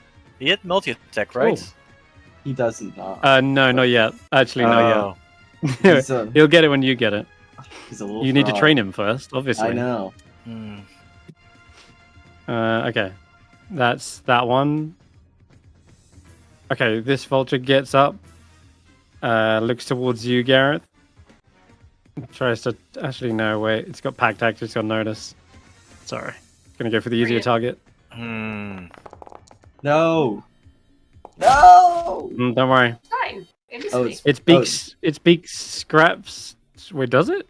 On a Because I it's should have prone. been rolling advantage. My bad. It's pro. I should have been advantage. It gets up, it goes for a bite, but don't worry, it's only gonna scrape some of the hard candy, and the temporary HP shields you. So that's gonna be it. This one, we'll do the same thing as well. Try to bite into your leg, and should again have advantage. Yum. Oh, I crit again. Ooh. All right. Leave Notus Still, Fine. That's only just the just 10 HP breaks one, the I'm hard good. candy. Mhm. I'm good. Yep. It cracks, and they're nibbling on the crumbs on the floor. And Ulric, you're up. Eat it, Ulric. Eat it. Oh my god. I'm not gonna eat it. I gotta I'm pluck not gonna them eat first it. and cook them up. Mm. Yeah, I'll wait for that. Okay, I am Pluck them, going cook. to. Kill them, Nice pluck ultra them, stop them breasty. in the butts. Boil mash. Yeah. Stick them in a stew. Mm-hmm. Let me. Make spicy vulture wings. I'll let my maul eat this one. Your maul's gonna eat. You'll let it eat it. That's a hit. I think you Yep. That bone. The bones go crunch. There's a vulture that goes. In the pot! In the pot! Block it first! Block it first! Are you there? Can you help pluck them? You look like you got some pincers. Oh, it was you, Clapperclaw. I didn't see you when I was just seeing red. But, yo, you can help. I can. Or you can finish this one up for us. I mean, I kind of wanted to finish it off. I want to do the final one. Yes, snip it up. Kind of like snap, snippity snap. Jumps down off Ulric's shoulders, doing the kind of like clipper clapper thing with his claws, and just goes down. Murder never looked so cute. Mm-hmm. I think that'll end combat. The fury. There it is. Doesn't it feel good? Let that rage flow through you, Clapperclaw. I'm just helping. Okay. Snap. What's your name snap again? Goes the next. Oh, I'm Bloody Toes. Hello, Bloody Toes. You see the you see her boots are like covered in gore and blood from where she just stamped that vulture, and now that blood is like leaking onto the floor. But they seem to have been calming down now. They are very angry, but they seem to be much better now that all the vultures are dead. Good job. That was fast. I thought that would take a while, but we're very good at killing. Oh, I was gonna say cooking is my specialty. This is one of the meal preparations. Cooking, killing. These things come hand in hand, You gotta kill to eat, right? Sometimes, yes. All the time. Name one thing you don't kill to eat. Cookies. Well, what are cookies made of? Grain. And did you grab your scythe and sing? And you killed the wheat. Yeah. She's mockingly like swings the sickle in the air. Killing leads to cooking, and cooking leads to eating, and eating leads to a nice full belly. Okay. And I feel like okay. Our party is so fucking dumb. Yeah, it makes sense. Logic. I understand. Sure. Definitely understand. Definitely logical, I guess. Sure. Why not? Okay. Clean birds, put birds in pots. First, to make a decent meal, don't we need to clean the table first? Oh yeah, sure. I like the blood color. Yeah, it's nice decor. But hygiene, I guess. All right. Wait. Let me get some of that. And she quickly grabs, pulls the blood into a pot, and then she dunks her head in the pot. Oh. Okay. And then, as she lifts her head back up, you see that her hair is now shock with a red dye. Something did dye to make the red. But yeah, it's it is soaking all over her.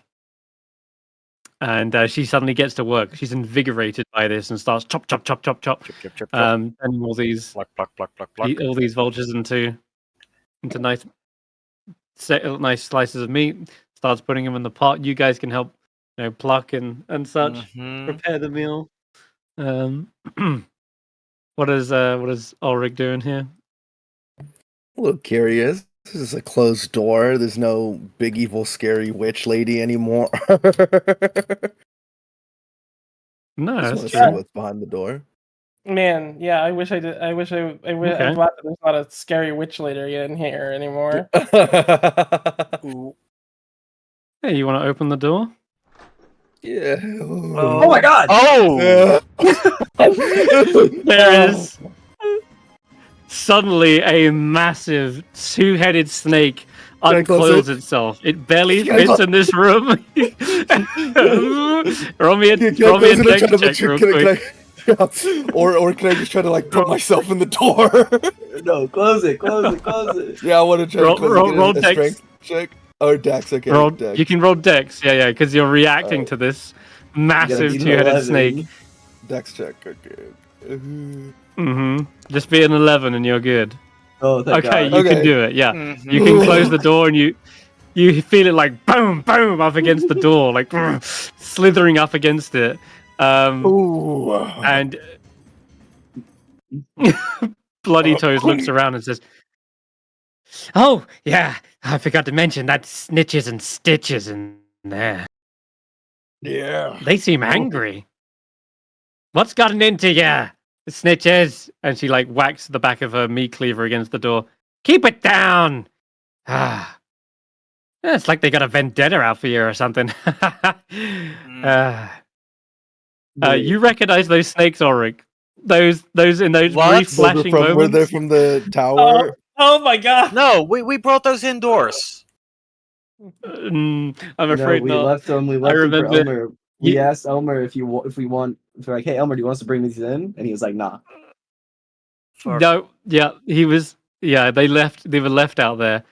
And they were like, it's one of actually one of Bavlona's latest. Yeah, I think what's his name, Lloyd or someone. What's his name? He came by here recently. Lloyd, Trevor. I don't know. The woodsman. He came by and delivered a big old pair of dead serpents. Like, I think they're constrictors. But yeah, Bavlona stitched them together, and that's how Snitches and Stitches were born. Got snitches, got stitches. That's what you did. used to say to me. Hey, this is the. Well, they did get them. Meal, right? The snit. Yeah. Okay. Yeah, you good. Yeah. Keep it up. Okay. I'm gonna clean the vultures and gut them. Clean them and make sure they're proper for food and eating.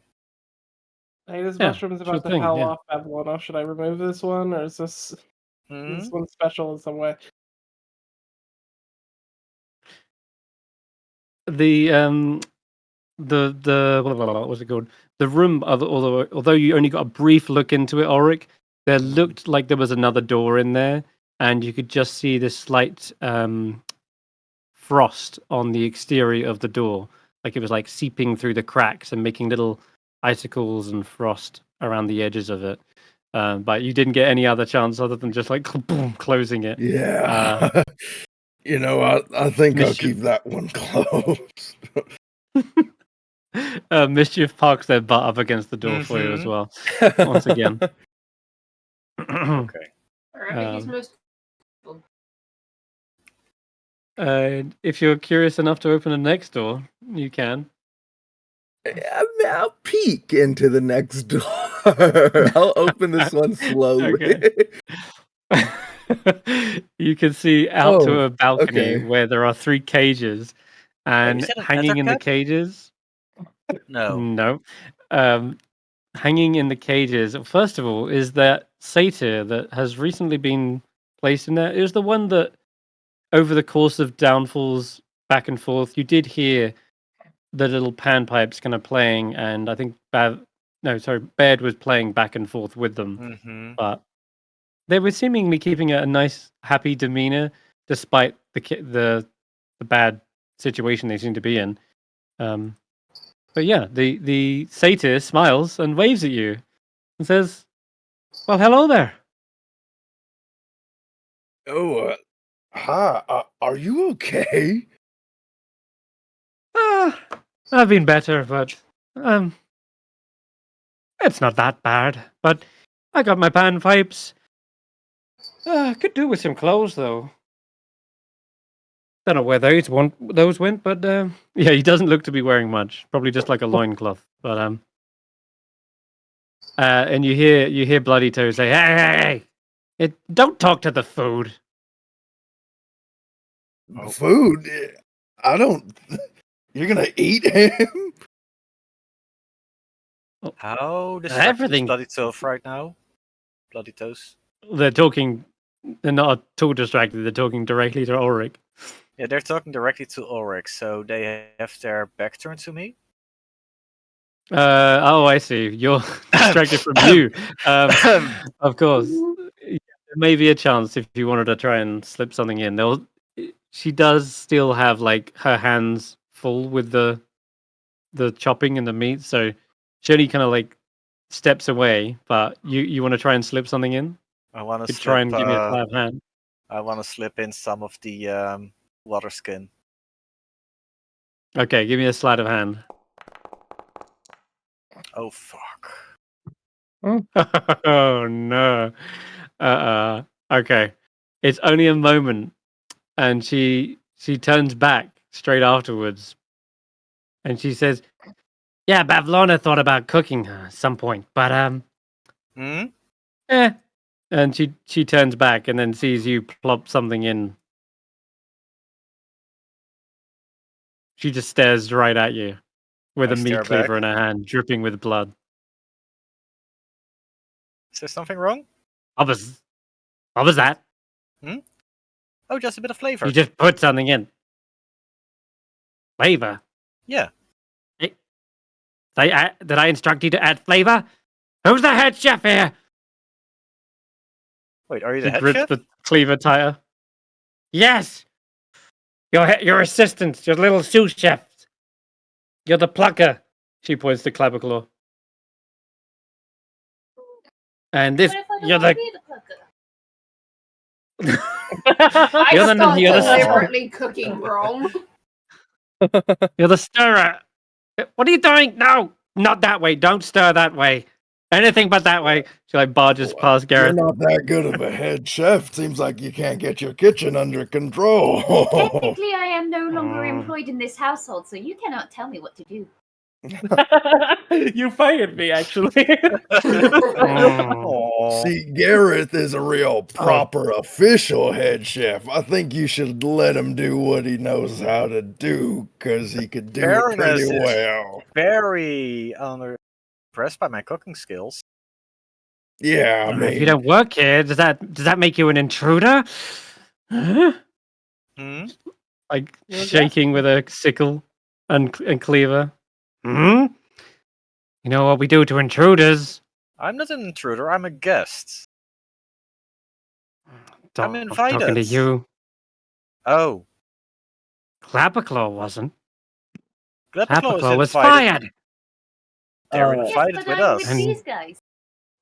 So yeah, we could add some vegetables to this stew, you know. I mean, you could try, but I don't think these guys will let you. She looks. Whoa! She got to witness the sheer efficiency of this group murdering thing. Clapperclaw, you really seem to be a lot more confident than you were before last time. They say adventures make people grow. I don't know if I've grown at all. Looks around. Have I grown at all? I will go over and inspect the gourd. Is it grown? You got any new growth on this gourd? No, it's just pulls out a tape measure and. That's about half an inch. Okay. Yeah. This kitchen is getting very hot. It is. Bloody Toe seems to be like on a trigger, like a hair trigger. She's just like, I saw you put something in there. It's just like you said. It's just flavor. I'm not so sure about that. Why don't you take a taste then, if it's so flavorful? Oh yeah, I'll take a taste. Okay, let's see what it does. It's gonna be a charisma save, if I recall. Oh, you got this. Wait, it's a charisma save.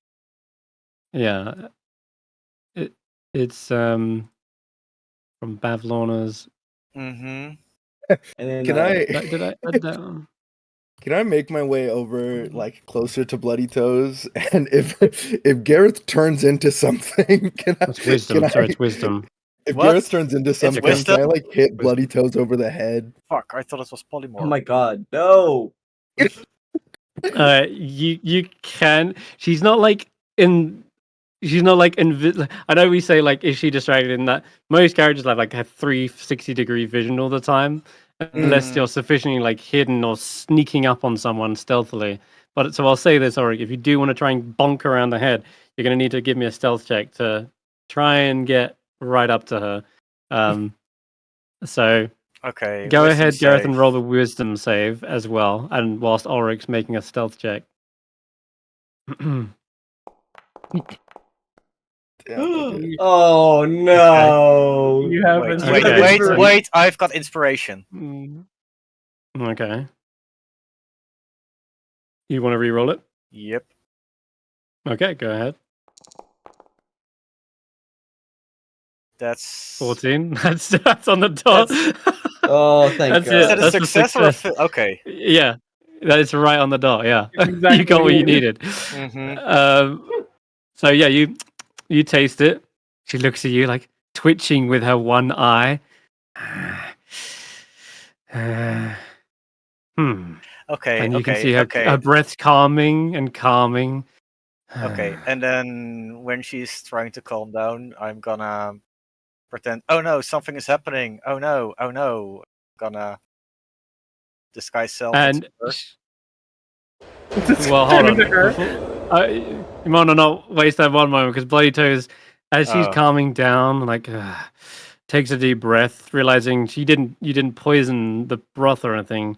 She goes to turn around with her cleaver in her hand, like she's wagging it, and she's about to say, "And as for you," and sees Ulric right up against her, noticing you've got something like trying to beat her around the head or something. Like, have you got your mallet or maul ready? He said he was only gonna do it if like I was in the event that that Garreth turned into something, I would have done it. But okay. Yeah. So she turns around, wagging her cleaver, like, "And that's for you. That thing in there could be food. It might not be food. We don't know yet. Bavlorna hasn't told me. So it stays in cage." Okay, all right. It'll stay in cage. Good. And then turns back to you, Garreth. Did you still want to turn into her? Yep. She seems to have calmed down, but okay. Oh god. It's a prank. The prankster's pranking. Yeah. All right. Go. Yeah. So you transform. She turns back and looks at you a second. Blinks. What the? And you've just turned into a Bloody Toes. Any other changes about her, or just trying to make her as identical as possible? As identical as possible. Yeah. Okay. So you're like shortening slightly because these red caps, they are actually small fae. I might so you're be like actually slightly taller. A bit smaller. Taller. Yeah. Yeah. So you're like a taller. A taller Bloody Toes. She kind of looks up at you. What's this? What's this? What are you doing? What did you do with the soup? Before she says it. I get it. You think you're funny.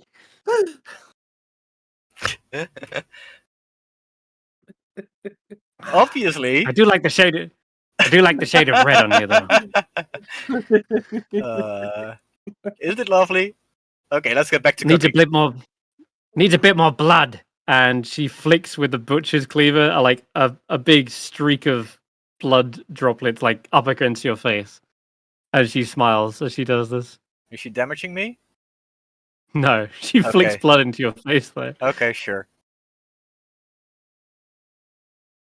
That's it? All right. Maybe you want a bit more blood. And she now throws like a bit of bloody carcass at you and it slaps you upside the head. Again, no damage. And you can see her grinning from ear to ear. You're not the only one who's funny. And she jumps up and throws another piece at you, Ulric. Of just blood? No, it's like a piece of meat. Yeah, like a bloody piece of meat lands against you. Mm-hmm. I'll like try to catch with my mouth. Yeah, you probably can. Why are we erupting into a food fight with uncooked food? Yeah. Someone gets it. Raw food fight! She screams and she starts like throwing raw meat around the room. Yeah! Oh no, Garreth's gonna try to salvage as much food as possible. Still try to make the food edible. And any that comes my way, I'm just eating it. Yeah. Gloltic was like sweating the whole time, wondering, "Oh God, are we gonna fight? Are you gonna fight?" Turns out it is a fight. It's a fight. This poor guy. Yeah. Meanwhile, Baerd is like sitting here, like stressed out to the nines, putting lotion on a hag's like legs. You mean the 8? Oh yeah, and you hear like stomping of like boots and the screaming upstairs. She tries to plug her ears for a moment. I need a new chef.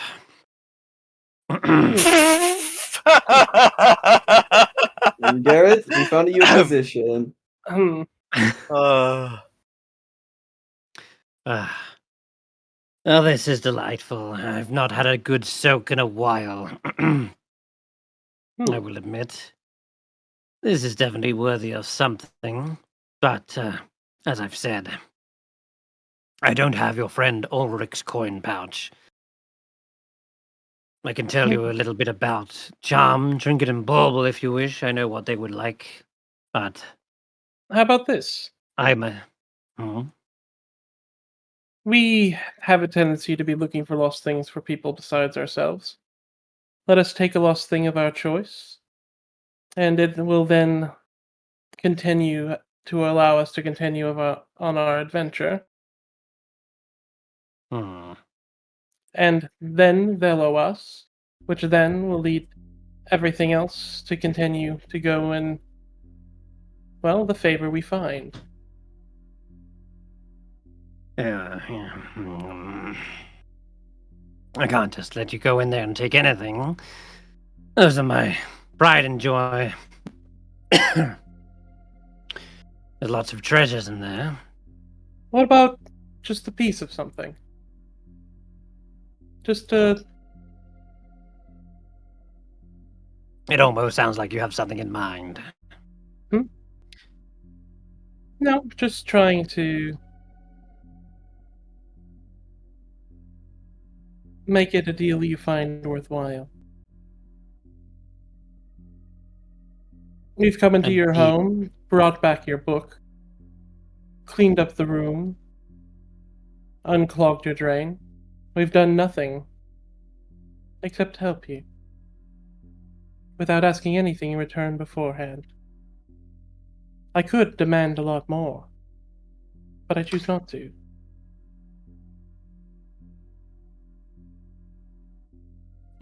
I liked it dirty before. Just want to throw that out there, just for the record. Place didn't need cleaning, but the fixing of the preservation pool was a big thing. The missing book, very good. I still want that package, but She looks to you and says, "Well, I'll tell you what. If it's a deal you want, you really want your pick of the litter, so to speak, there is one small favor you could do for me. And I will consider this worthy of any lost thing in my trove. It's really simple. There is a painting I want. It's in Loomlurch, however, which is across the pond. You've heard of this place? It's in Thither or Yon? Thither. Thither. It's It's where Scabatha, my sister, resides. Ulric is a giant, hollowed-out tree located deep in the forest of Thither, yes. Baerd will sort of smirk and say, "You want us to take something from your sister?" She cracks a smile. Yes. It's not really hers, though. It's more of a family portrait, you see. So it's all of ours.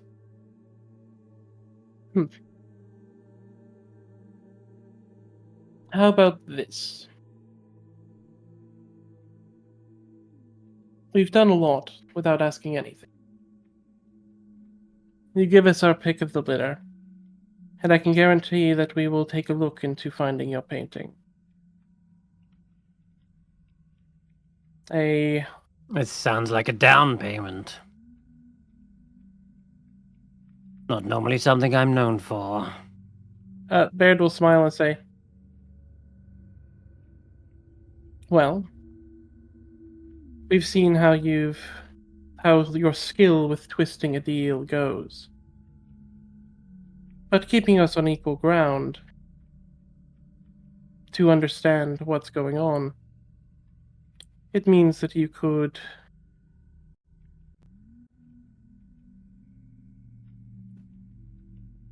see where the feathers fall, rather than have your sister breathe down your neck when something is stolen or taken, keep you from having to tell the truth whenever she asks. Because you never told anyone to steal it. You never told anyone to take it. Technically, all you did is ask someone to look into it. It keeps you away from her ire, which benefits you all the more." I see. I would need some kind of guarantee that you follow through, though. But if you took a guarantee, you would have to tell your sister the truth when she asks. Well, I don't fear my sister. But you know how people could use that.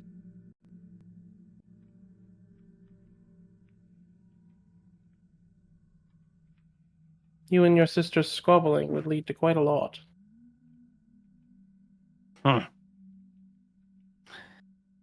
When don't we squabble? We're already a hassle. That's exactly why I want this. Sort of a little payback, if you will. Yeah, after this, we're more even than anything. Well, perhaps this. You agree to stand with us over your sisters, and perhaps we could find something even greater to do. It's an alternative. Puts you on our side, in quotations. Not quite sure. I get what you're putting out here. My allegiance is still to my sisters. This is more of a harmless little prank. Let's put it that way. I see.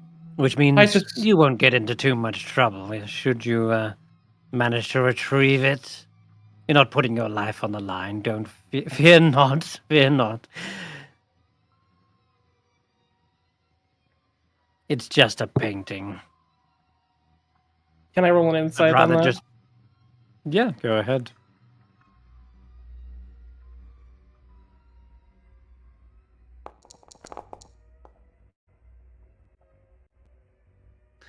Yeah, you do gather the fact that she's not telling you to do this and she's not directly putting you in harm's way. this is more of a prank, like she says. It does feel like it's this little bickering back and forth, like little underhanded jabs at each other, and but you're not going to get her on your side, so to speak. And she's clever enough to know that wording. She clocks it and goes, like she's not gonna be turned against them. I was mainly fishing because I wasn't sure exactly what she wanted, so I was trying to understand it. So it was like more of a. Though that being said, I'll say there's one thing you kind of do pick up a little bit, and that is when she says just a painting. There's maybe a slight strain on her croaky voice as she says that, as though she's trying to stretch that word. Baerd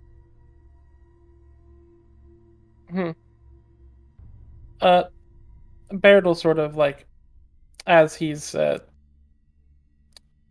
continuing to speak, he sort of humbly goes,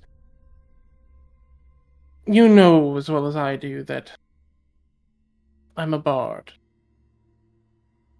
Which means that I know that the things of the creative fields don't tend to be just one thing here in the Feywild. A music can be fate. A painting can be the future. A bit of honesty can go a long way." Oh, I'm being honest with you, I assure you. All I want is that painting, and it won't get you into too much trouble. Like, the worst I can imagine Scab doing is giving a little slap on the wrist, but honestly, if you don't get caught, there's no worries. Retrieve for me this painting, and you can have your, you can have a lost thing.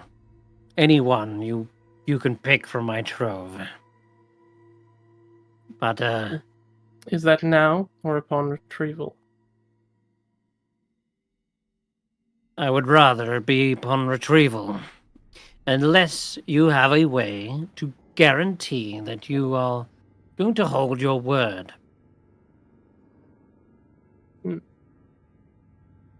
She does eye your loot as she says this.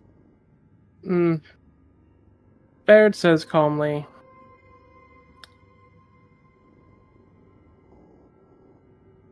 "I can give you the word string of your loot." Baerd would say calmly,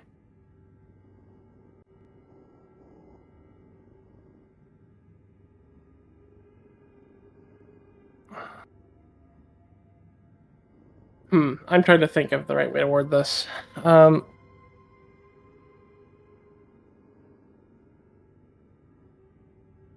This is a collateral sort of situation, you see? I look after your string, and upon return, you can have both the lost thing and your string back.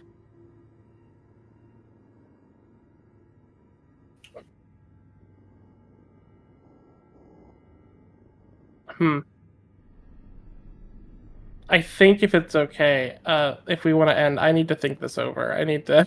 Yeah, no, that's fine. That's a fine place to end, I think. Yeah, good point. Time. So we will call it there as Baerd is pondering making a deal with a hag, and we will return next week to finally get into the frog, the mouth of the frog, somewhere tumbling deep into the void. A little frog just falls and falls in an empty space. I'm just chilling. Chilling and chilling. When does this fall end? It feels like it's been going on forever.